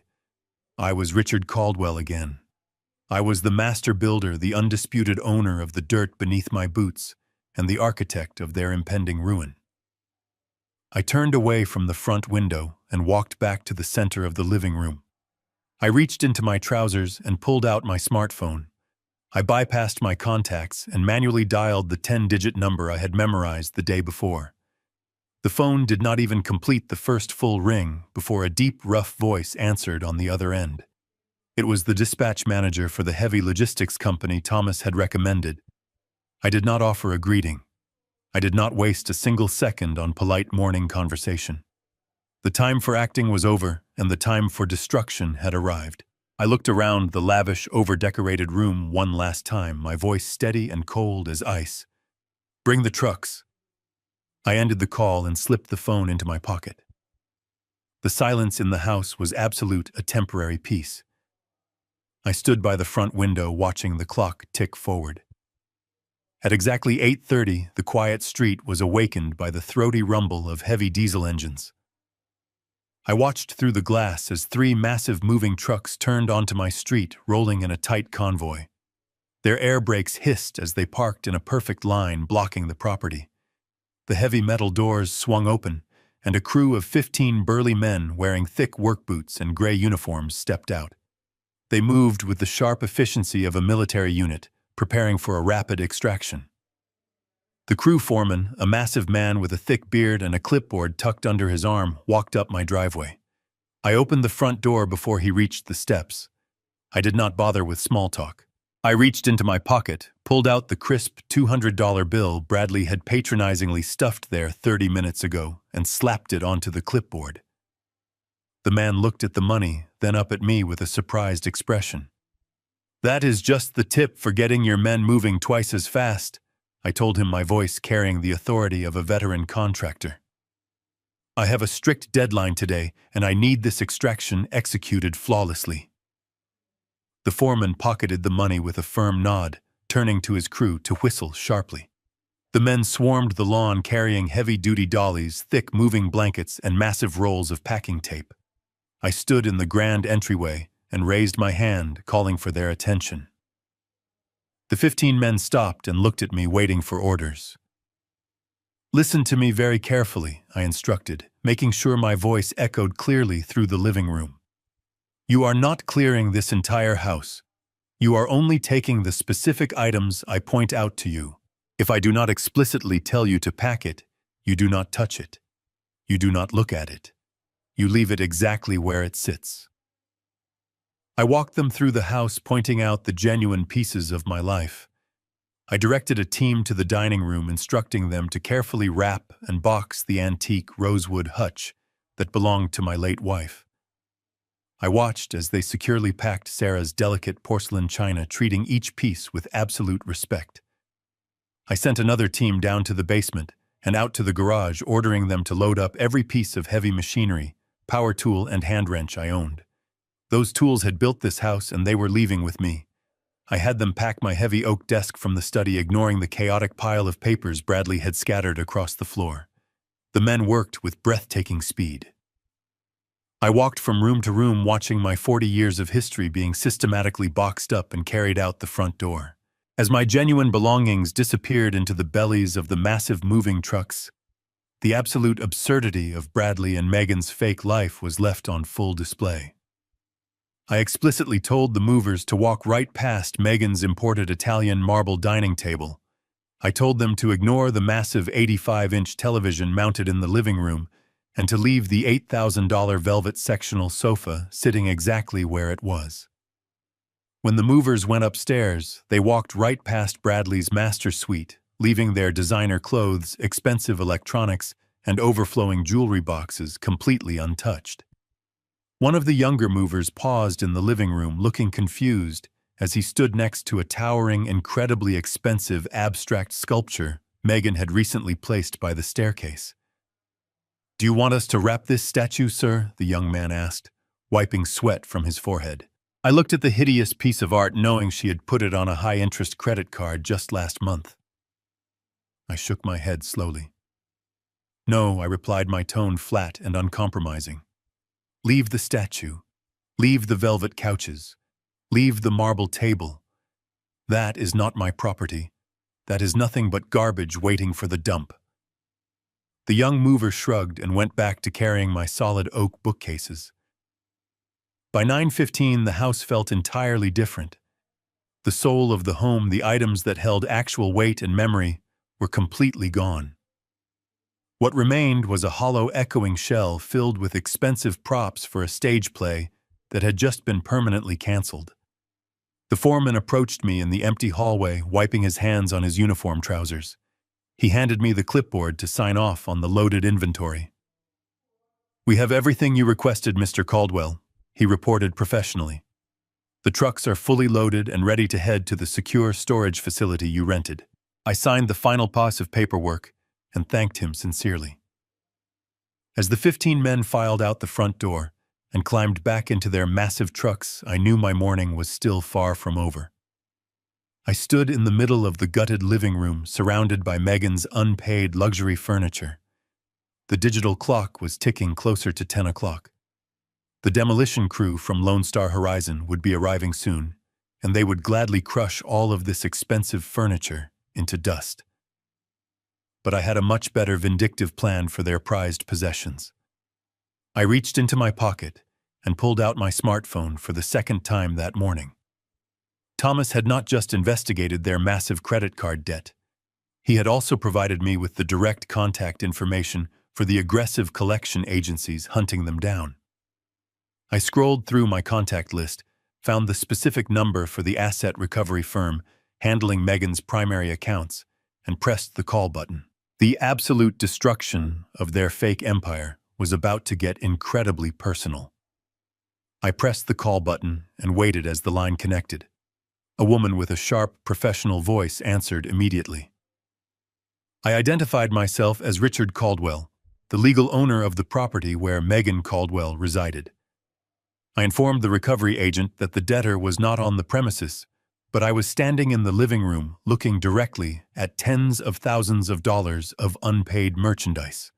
I told her that I was permanently vacating the property in less than an hour, and if her team wanted to secure their assets before the building was legally transferred to a corporate developer and demolished, they needed to arrive immediately. The woman on the phone did not hesitate. She verified the address and told me she had 2 trucks operating just a few miles away. She dispatched them on an emergency priority order. I ended the call and walked over to the kitchen island, pouring myself a glass of tap water. I leaned against the counter, watching the digital clock on the oven tick forward. At exactly 9:15, the quiet suburban street was disrupted once again. This time it was not the clean crews of a moving company. 2 rugged flatbed trucks and a large unmarked cargo van pulled aggressively into my driveway, their tires crunching loudly against the concrete. Several men in heavy canvas work jackets jumped out, carrying heavy-duty straps, power drills, and moving blankets. They looked tough, efficient, and completely devoid of patience. The lead agent, a stocky man holding a thick binder full of collection notices and asset manifests, marched directly up to my front door. I opened it wide to greet him. He asked for Richard Caldwell, and I handed him my state identification card to prove my ownership of the property. He reviewed my credentials and then showed me the itemized list of Megan's outstanding debts. It was a staggering catalog of absolute vanity. I stepped aside and made a sweeping gesture with my arm, inviting the recovery team into the house. I told the lead agent that as the sole legal homeowner, I was granting them full, unrestricted access to repossess every single item on their manifest. I warned him that they had exactly 35 minutes to clear the house before the property was legally handed over to a demolition crew. The man's eyes widened slightly at the mention of demolition, and he immediately barked orders to his team. The repo men flooded into the living room like a swarm of angry locusts. There was no gentle wrapping of porcelain or careful boxing of antiques this time. This was a swift, calculated, and brutal extraction of unpaid assets. They operated with ruthless speed, tearing through the rooms and grabbing everything of value that my daughter-in-law had fraudulently acquired to impress her fake friends. I stood by the front window sipping my water and watched the systematic dismantling of my daughter-in-law's fake high society life.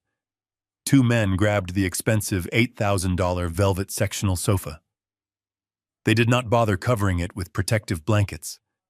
They tipped it on its side, maneuvered it through the front doorway, and dragged it out to the cargo van. Another team marched directly toward the 85-inch flat-screen television mounted on the living room wall. Megan had constantly bragged to her friends about that television, claiming Bradley had bought it for her as a surprise anniversary gift. In reality, it was heavily financed at a predatory interest rate she had not paid in 4 months. The men used power drills to strip the mounting brackets from the drywall, leaving holes behind. They carried the black screen out without a second thought. Next came the formal dining room. The Italian marble table, the centerpiece of all those dinner parties where I was banished to my bedroom, was dismantled in minutes. The men unscrewed the heavy stone top from the brass legs, loaded the pieces onto a reinforced dolly, and wheeled the dining set out the front door. They took the matching velvet chairs. They took the abstract sculpture from the hallway. They even went upstairs into the master suite and repossessed the custom mattress and the expensive mahogany bedroom suite she had bragged about. I watched them strip away every single layer of her fabricated wealth, exposing the hollow, rotting core of their financial reality. They were not just taking furniture. They were ripping away the mask she wore to hide her insecurities. By 9:45, the recovery team had loaded the last of the unpaid assets onto their trucks. The lead agent handed me a receipt, acknowledging the retrieval of the property, gave me a brief nod of thanks, and ordered his men to roll out. I watched the trucks back out of my driveway, their cargo beds packed tight with the remnants of Bradley and Megan's ruined lifestyle. As the sound of their engines faded away down the street, a silence fell over the house. I turned around and looked at the interior. It was barren. The walls were bare, the floors were empty, and the space felt massive.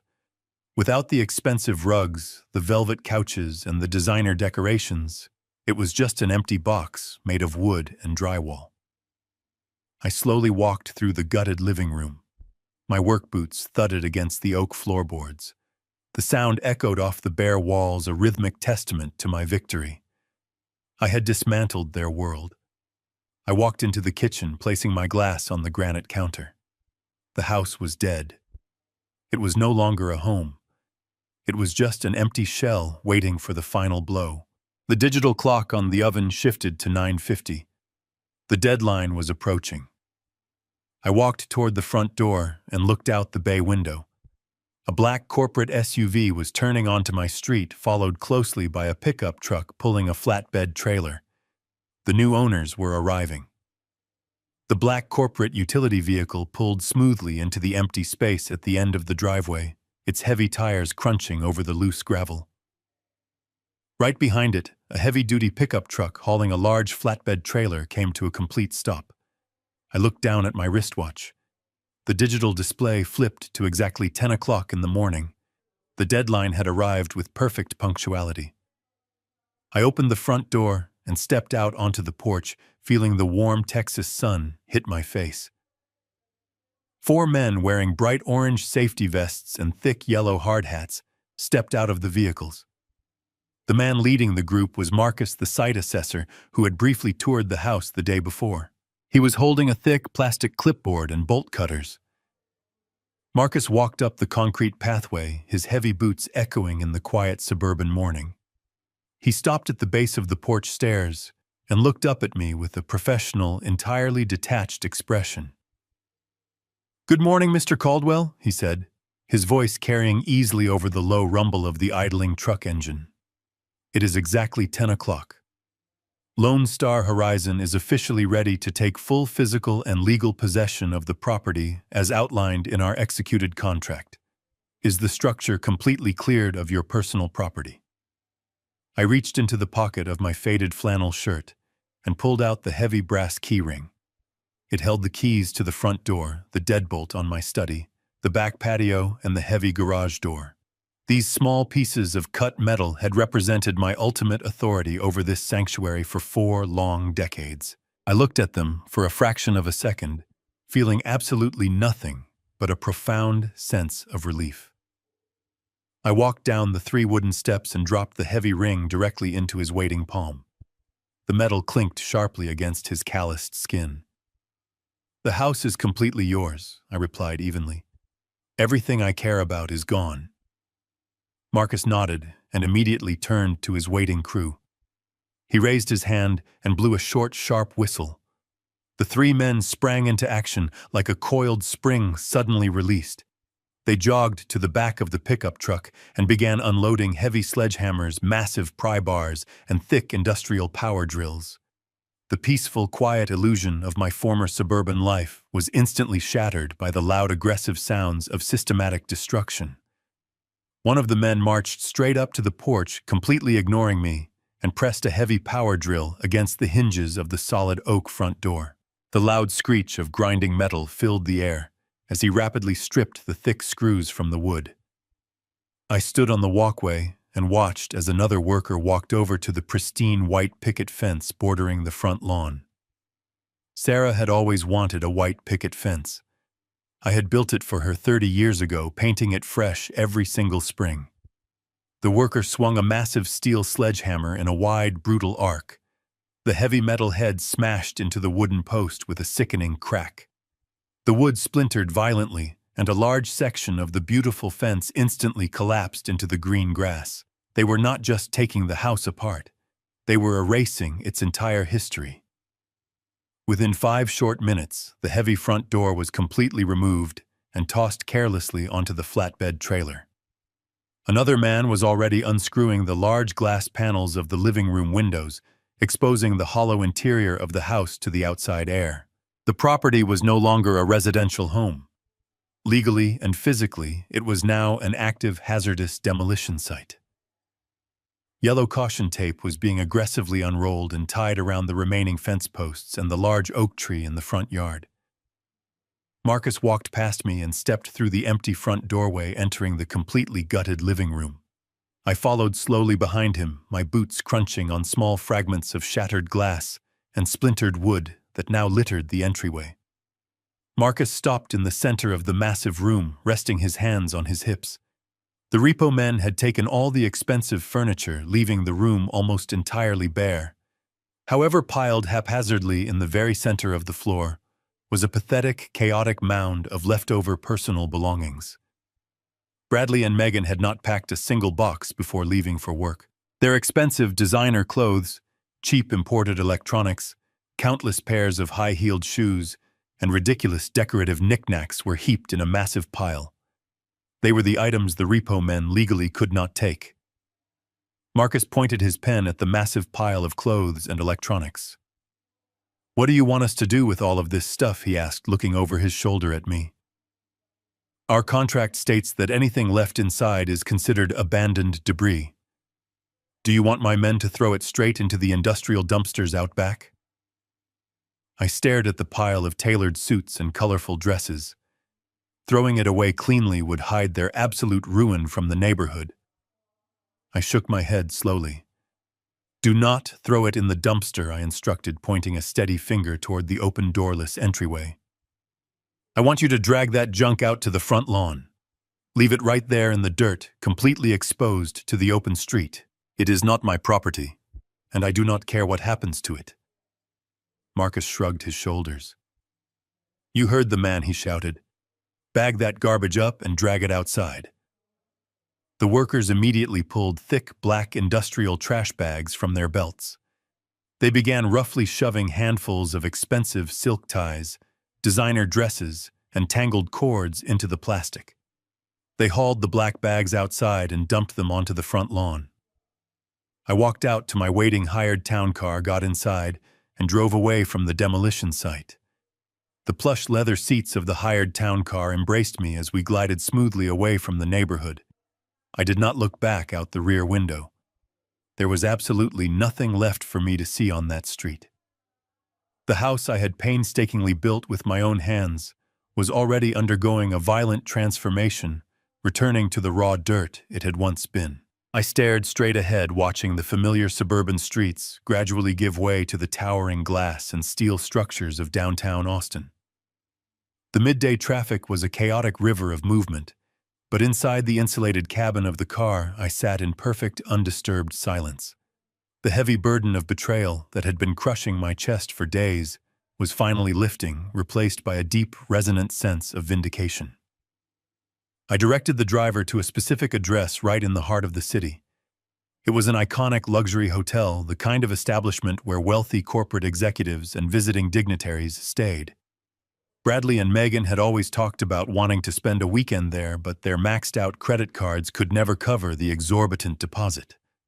I, on the other hand, had a fresh offshore trust account holding $1.2 million. I stepped out of the vehicle, handed the driver a generous tip, and handed my 2 battered leather suitcases to a waiting bellhop in a crisp uniform. The lobby was a masterpiece of polished marble crystal chandeliers and soft classical music. I walked directly to the concierge desk and secured their premium penthouse suite, paying the $1,000 nightly rate up front without a single flinch. It was a steep price, but I considered it a minor investment in my own peace of mind. The bellhop escorted me to the top floor, unlocking the heavy double doors to reveal a massive sunlit living space. The suite featured floor-to-ceiling windows, offering a panoramic view of the entire Austin skyline. The furnishings were exquisite, crafted from rich mahogany and soft, genuine leather. It was a level of absolute luxury that dwarfed the pathetic financed illusion my son had tried to build. I tipped the bellhop with the very last piece of cash in my wallet, locked the heavy suite door, and walked over to the elegant wet bar situated in the corner of the room. I reached for a heavy crystal decanter filled with aged premium bourbon. I poured a generous measure into a thick glass, the amber liquid catching the afternoon sunlight. I took a slow, deliberate sip. The liquor burned a warm, satisfying path down my throat, settling my remaining nerves. I carried the glass over to the massive oak desk, positioned right in front of the skyline window. I set the bourbon down, unzipped my small leather travel bag, and pulled out my laptop. I opened the laptop and waited for the screen to boot up. While my son and his greedy wife believed I was a confused, technologically illiterate old man, they had severely underestimated my meticulous nature. Late Monday night, While they were fast asleep, dreaming about their future renovations, I had quietly slipped out the front door, wearing dark clothing. I carried a tall ladder and a small battery-powered high-definition 4,000-pixel security camera. I walked across the quiet street and climbed the massive ancient oak tree that stood directly opposite my property. I had spent nearly an hour carefully mounting the small device high up in the thick branches, completely hidden by the dense summer foliage. I angled the lens to provide a perfect, unobstructed wide-angle view of the entire front yard, the driveway, and the main entrance of the house. I had disguised the camera housing with brown tape to blend seamlessly with the tree bark. Now sitting comfortably in my air-conditioned penthouse suite miles away, I clicked on the secure application icon on my desktop. The software loaded quickly, connecting to the wireless cellular signal of the hidden camera. A loading circle spun briefly in the center of the screen before the live video feed suddenly flared to life in brilliant, razor-sharp clarity. I leaned back in my plush leather chair, resting my hands on the desk, and watched the magnificent spectacle of consequences unfolding in real time. The camera angle was perfect. I could see the pile of black trash bags containing Megan and Bradley and their expensive designer clothes sitting pathetically in the dirt of the front lawn. Behind the bags, the demolition crew was working with breathtaking efficiency. A massive yellow excavator had arrived on the site. Its heavy metal treads chewed through the beautiful green grass I had watered every single morning. The large mechanical arm reached up to the roof of the house. I watched through the high-definition feed as the steel bucket scraped violently against the shingles, ripping them away in massive dusty chunks. The wooden roof trusses splintered and collapsed inward, sending a thick cloud of gray debris into the bright blue sky. The house was systematically being devoured, reduced from $1 million luxury home into a chaotic pile of industrial waste. Time seemed to blur as I sat there captivated by the absolute finality of the destruction. Hours passed. The bright afternoon sun slowly began to dip lower into the western sky, casting long, dramatic shadows across the ruined property. The digital clock in the corner of my laptop screen blinked steadily. The numbers shifted to 5:15, then 5:20, marching inevitably forward. The demolition crew began packing up their heavy tools for the day, leaving the gutted, roofless shell of the house standing naked and destroyed in the fading light. The sun began to set, painting the sky in deep shades of crimson and burnt orange. 5:30 approached. The trap was about to spring. I reached out, picked up my crystal glass, and took a slow, satisfying sip of my premium bourbon. The amber liquid burned smoothly down my throat, a warm and comforting contrast to the cold, calculated reality playing out on my laptop screen. The digital clock in the corner of the display shifted to exactly 5:45 in the evening. The long shadows of the Texas sunset stretched across the ruined, chaotic landscape of what used to be my pristine front lawn. I leaned closer to the glowing monitor, my eyes locked on the live, high-definition video feed broadcasting from the hidden camera nestled high in the branches of the ancient oak tree. The quiet suburban street was perfectly still for a few long moments. Then the sleek silver nose of his leased Tesla glided into the frame. The vehicle rolled smoothly down the asphalt, completely out of place against the backdrop of industrial destruction. I watched as the car slowed down, the red brake lights flaring brightly as it approached the property line. The vehicle came to a sudden, jerky halt right in the middle of the street. From my vantage point in the penthouse suite, I could vividly imagine the absolute confusion washing over my son inside that luxurious cabin. He had expected to pull into a smooth, freshly poured concrete driveway. Instead, he was staring at a violently churned path of raw dirt, deep tire ruts, and shattered chunks of gray stone. The heavy excavators had completely destroyed the approach to the property hours ago. The silver car idled in the street for a long, agonizing minute. Finally, the driver's side door popped open. Bradley stepped out onto the pavement, still wearing his expensive, tailored corporate suit. He left the car door hanging wide open, standing perfectly still in the street, as his brain desperately tried to process the impossible scene in front of him. The massive white picket fence was gone. The carefully manicured green grass was buried under layers of brown dust and broken lumber. A few seconds later, the passenger door opened. Megan stepped out into the fading evening light, her oversized designer sunglasses pushed up onto the top of her head. She was holding a vibrant, incredibly expensive leather handbag she had undoubtedly purchased using one of her hidden credit accounts. She took 2 steps toward the property line and stopped dead in her tracks. Even through the silent video feed, the sheer magnitude of her shock was palpable. Her shoulders slumped entirely, and her hands went completely limp. The vibrant leather handbag slipped from her fingers, plummeting to the ground and landing with a heavy thud in a pile of raw, dusty dirt. She did not even attempt to pick it up. She just stood there, staring blankly at the hollowed-out, roofless shell of the building she had arrogantly planned to remodel and show off to her superficial friends by next weekend. The beautiful bay windows where I had stood just that morning were entirely gone, leaving massive, jagged rectangular holes in the exterior walls. The heavy, solid oak front door had been completely removed from its hinges, exposing the dark, gutted interior of the house to the open evening air. Bradley finally broke from his paralyzed stance. Panic took over his movements.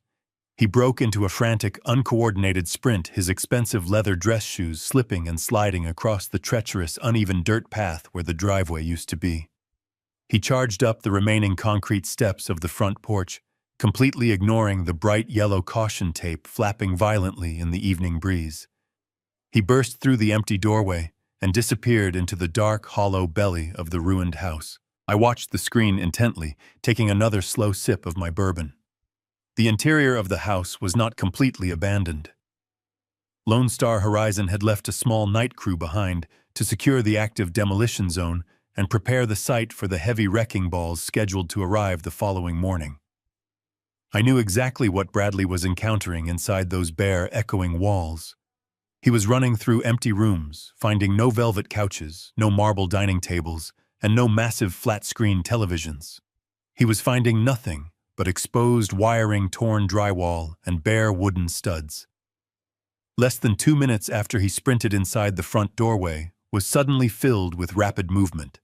Bradley came stumbling backward out onto the porch, his hands raised defensively in front of his chest. Towering over him was the massive, bearded construction foreman who had been directing the demolition crew all afternoon.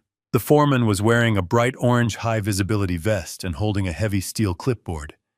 Even without audio, the body language was incredibly clear and completely one-sided.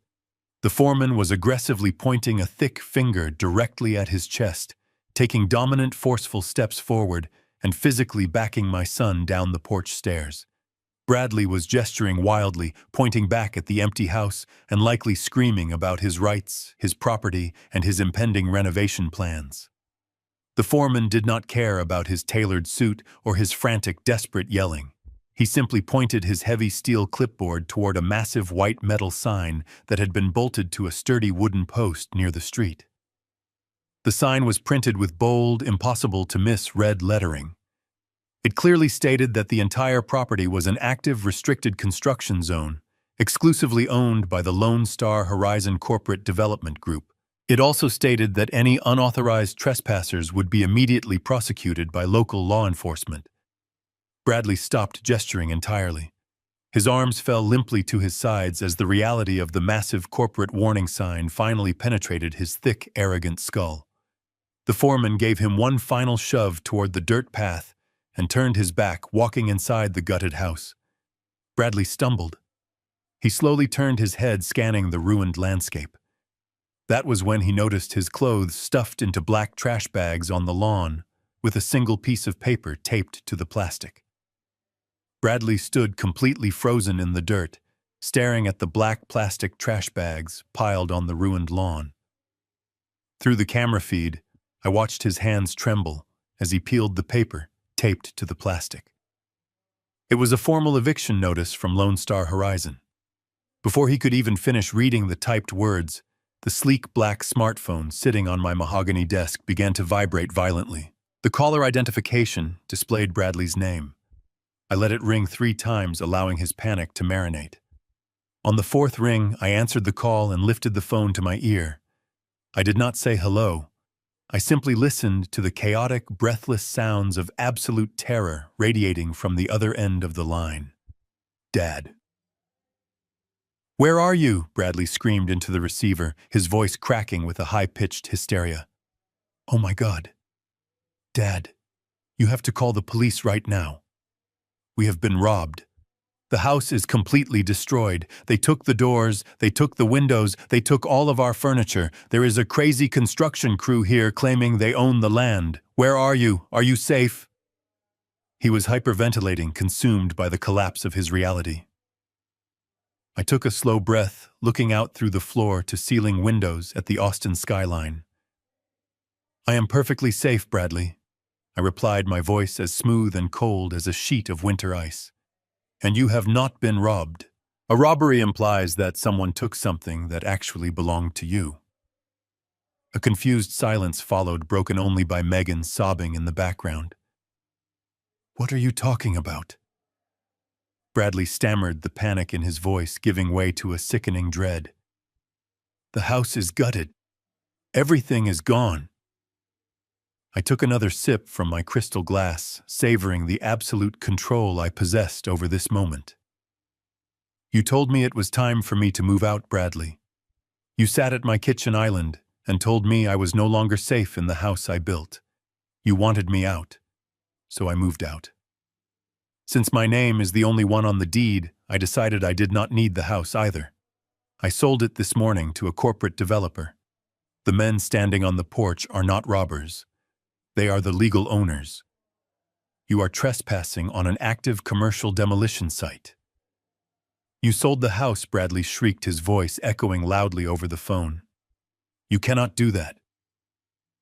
We live here. We have tenant rights. We have hundreds of thousands of dollars of luxury furniture in there. I am calling a lawyer." I let out a low, humorless chuckle. "You cannot call a lawyer, Bradley, because you cannot afford one. And you certainly do not have any furniture. Did you really think I was blind to your massive financial ruin? Did you think I would not find out about your massive credit card debt? The people who took your velvet couches and your marble table were not thieves. They were asset recovery agents. I let the repo men inside myself. I gave them full permission to strip the house bare before the demolition crew arrived. They took everything you bought with money you did not have." "Dad, please," Bradley begged, his arrogance completely shattered, replaced by the pathetic whining of a desperate child. "You cannot do this to us. I am your son. Where are we supposed to go? We have no money. We have nothing left. You have to fix this. Stop the demolition. Tell them it was a mistake." I leaned forward in my leather chair. "You stopped being my son the exact second you decided to treat me like a disposable obstacle," I said, my voice dropping to a dangerous, lethal whisper. "Did you really believe I would not check the lock on my own study? Did you honestly think I would not find the fraudulent power of attorney you hid in my desk?" The line went completely dead. For a long, terrifying moment, Bradley stopped breathing. I could hear the sheer, paralyzing horror washing over him. "That is right, Bradley. I found the forged signature. I found the fake notary stamp. I read the emails between you and Apex Horizon Financial. You were going to lock me in a state facility and steal the equity of my home to fund your pathetic vanity. You tried to legally erase my existence, but you forgot who raised you. While you were busy packing my bags for the nursing home this morning, Thomas Sterling was walking into the district attorney's office. He handed them the forged documents, the emails, and the financial records an hour ago. You are not just homeless, Bradley. You are actively looking at multiple charges of felony fraud and elder abuse. The police are likely drafting the arrest warrants right now." "Dad, I am so sorry." Bradley sobbed violently. "I was desperate. I did not mean it. Please stop them. I am begging you." I looked at the $200 bill on my desk. I felt no pity. "I have nothing left to say to you," I told him. "Use that $200 bill to rent a cheap motel room for the night. You will need a place to sleep before the police arrive. Goodbye, Bradley. I pulled the phone away from my ear before he could scream another desperate plea and pressed the red button to end the call. I immediately opened my settings, selected his contact profile, and permanently blocked his number. I blocked Megan's number as well. I set the phone face down on the polished mahogany desk. I turned my attention back to the laptop screen. Through the hidden camera, I watched my son collapse onto his knees in the dry dirt, completely burying his face in his hands, while his absolutely furious wife screamed at him in the fading Texas twilight. It was finally completely over. 3 months have passed since that warm evening in downtown Austin. Today, the Texas heat is nothing more than a distant memory, completely replaced by the gentle rolling breeze of the Italian countryside. I am currently sitting on a stone balcony overlooking a sprawling, sunlit vineyard in Tuscany. A glass of deep red wine rests on the wrought iron table beside me, and the fragrant scent of roasted garlic and fresh basil drifts up from the small kitchen inside my rented villa. I take a slow, deep breath, feeling a profound sense of peace settle into my bones. The heavy, suffocating weight of betrayal that had anchored me to the ground for so long has entirely vanished. I am finally free, but the path to this freedom required a surgical, ruthless severing of the toxic ties that bound me. The aftermath of that Wednesday evening was swift, brutal, and entirely merciless. I did not stay in the United States to watch the dust settle. Thomas handled all of the legal communications, while I quietly packed my bags and boarded a first-class flight across the Atlantic Ocean. But Thomas kept me meticulously updated on every single detail of their spectacular downfall. Bradley did not even make it through the weekend before the consequences of his arrogance completely caught up with him. Later that same night, after I hung up the phone and blocked his number forever, he and Megan were forced to take a taxi to a rundown motel on the outskirts of the city. They used the crisp $200 bill I had given him that morning to pay for a cheap, filthy room. But they did not stay there long. Early Thursday morning, 2 marked police cruisers pulled into the cracked asphalt parking lot of that motel. The district attorney did not waste any time after reviewing the forged power of attorney and the emails detailing their scheme to defraud me of hundreds of thousands of dollars. Bradley was arrested right there in the parking lot. He was marched out of his cheap motel room, wearing the exact same wrinkled tailored suit he had worn the day before. He was placed in the back of a police cruiser, wearing heavy steel handcuffs. The charges were severe: felony forgery, attempted grand larceny, and elder abuse. When the news of his highly public arrest reached the corporate firm where he worked, the reaction was immediate and unforgiving. A financial management company cannot employ a man facing federal fraud charges. Bradley was terminated from his position, effectively immediately losing his salary, his benefits, and whatever tiny shred of professional reputation he still possessed. But the absolute ultimate blow came from the very woman he had destroyed his own father to please. Megan did not stand by her husband during his darkest hour. The exact second she realized that the luxurious lifestyle was permanently over, that the $1-million house was a pile of rubble, and that the endless stream of invisible credit had instantly dried up in her marriage vows, completely evaporated into thin air. She filed for a contested divorce less than 3 weeks after his arrest, desperately trying to distance herself from his criminal charges and the mounting mountain of unpaid debt. Even the leased silver Tesla, the ultimate symbol of their fake wealth, was towed away by a repossession company directly from the impound lot. They were left with absolutely nothing but those black plastic trash bags sitting in the dirt. Sitting here on this beautiful balcony, watching the Italian sun slowly dip below the green hills, I often find myself reflecting on the harsh concept of tough love. People might look at my actions and call me a cold, vindictive father. They might say that family should always forgive family no matter how deep the knife is pushed into your back. But those people have never looked into the eyes of their own child and seen nothing but a greedy, calculating parasite staring back at them. I did grieve for my son. I mourned the loss of the boy I taught to balance a checkbook, but I realized that I had actually lost him decades ago. The man who forged my signature and planned to lock me in a sterile facility to steal my hard-earned legacy was a stranger. You cannot save someone who is perfectly willing to drown you just so they can stand on your shoulders. Sometimes the most loving thing you can do for a deeply flawed person is to allow them to face the absolute unfiltered consequences of their own actions. I refused to be his final victim. I chose to survive. Now I am living the exact life my beautiful Sarah and I always dreamed about when we were young and struggling to make ends meet. We always talked about traveling through Europe, drinking fine wine, and exploring ancient cities. We delayed those dreams to build a stable foundation for our family. Now I am finally honoring her memory by living every single day to the absolute fullest.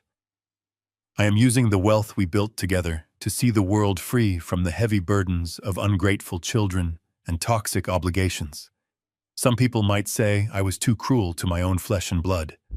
They might argue that my retaliation was too severe.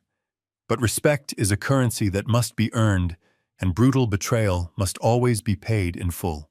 I drew a hard boundary, and I enforced it with the only language they truly understood. What would you have done if you were in my shoes? Would you have allowed them to lock you away, or would you have torn the house down around them? Please let me know your honest thoughts about this situation in the comments down below. Make sure to hit the subscribe button if you strongly believe in standing up for yourself. Thank you for watching, and remember, never let anyone steal your dignity.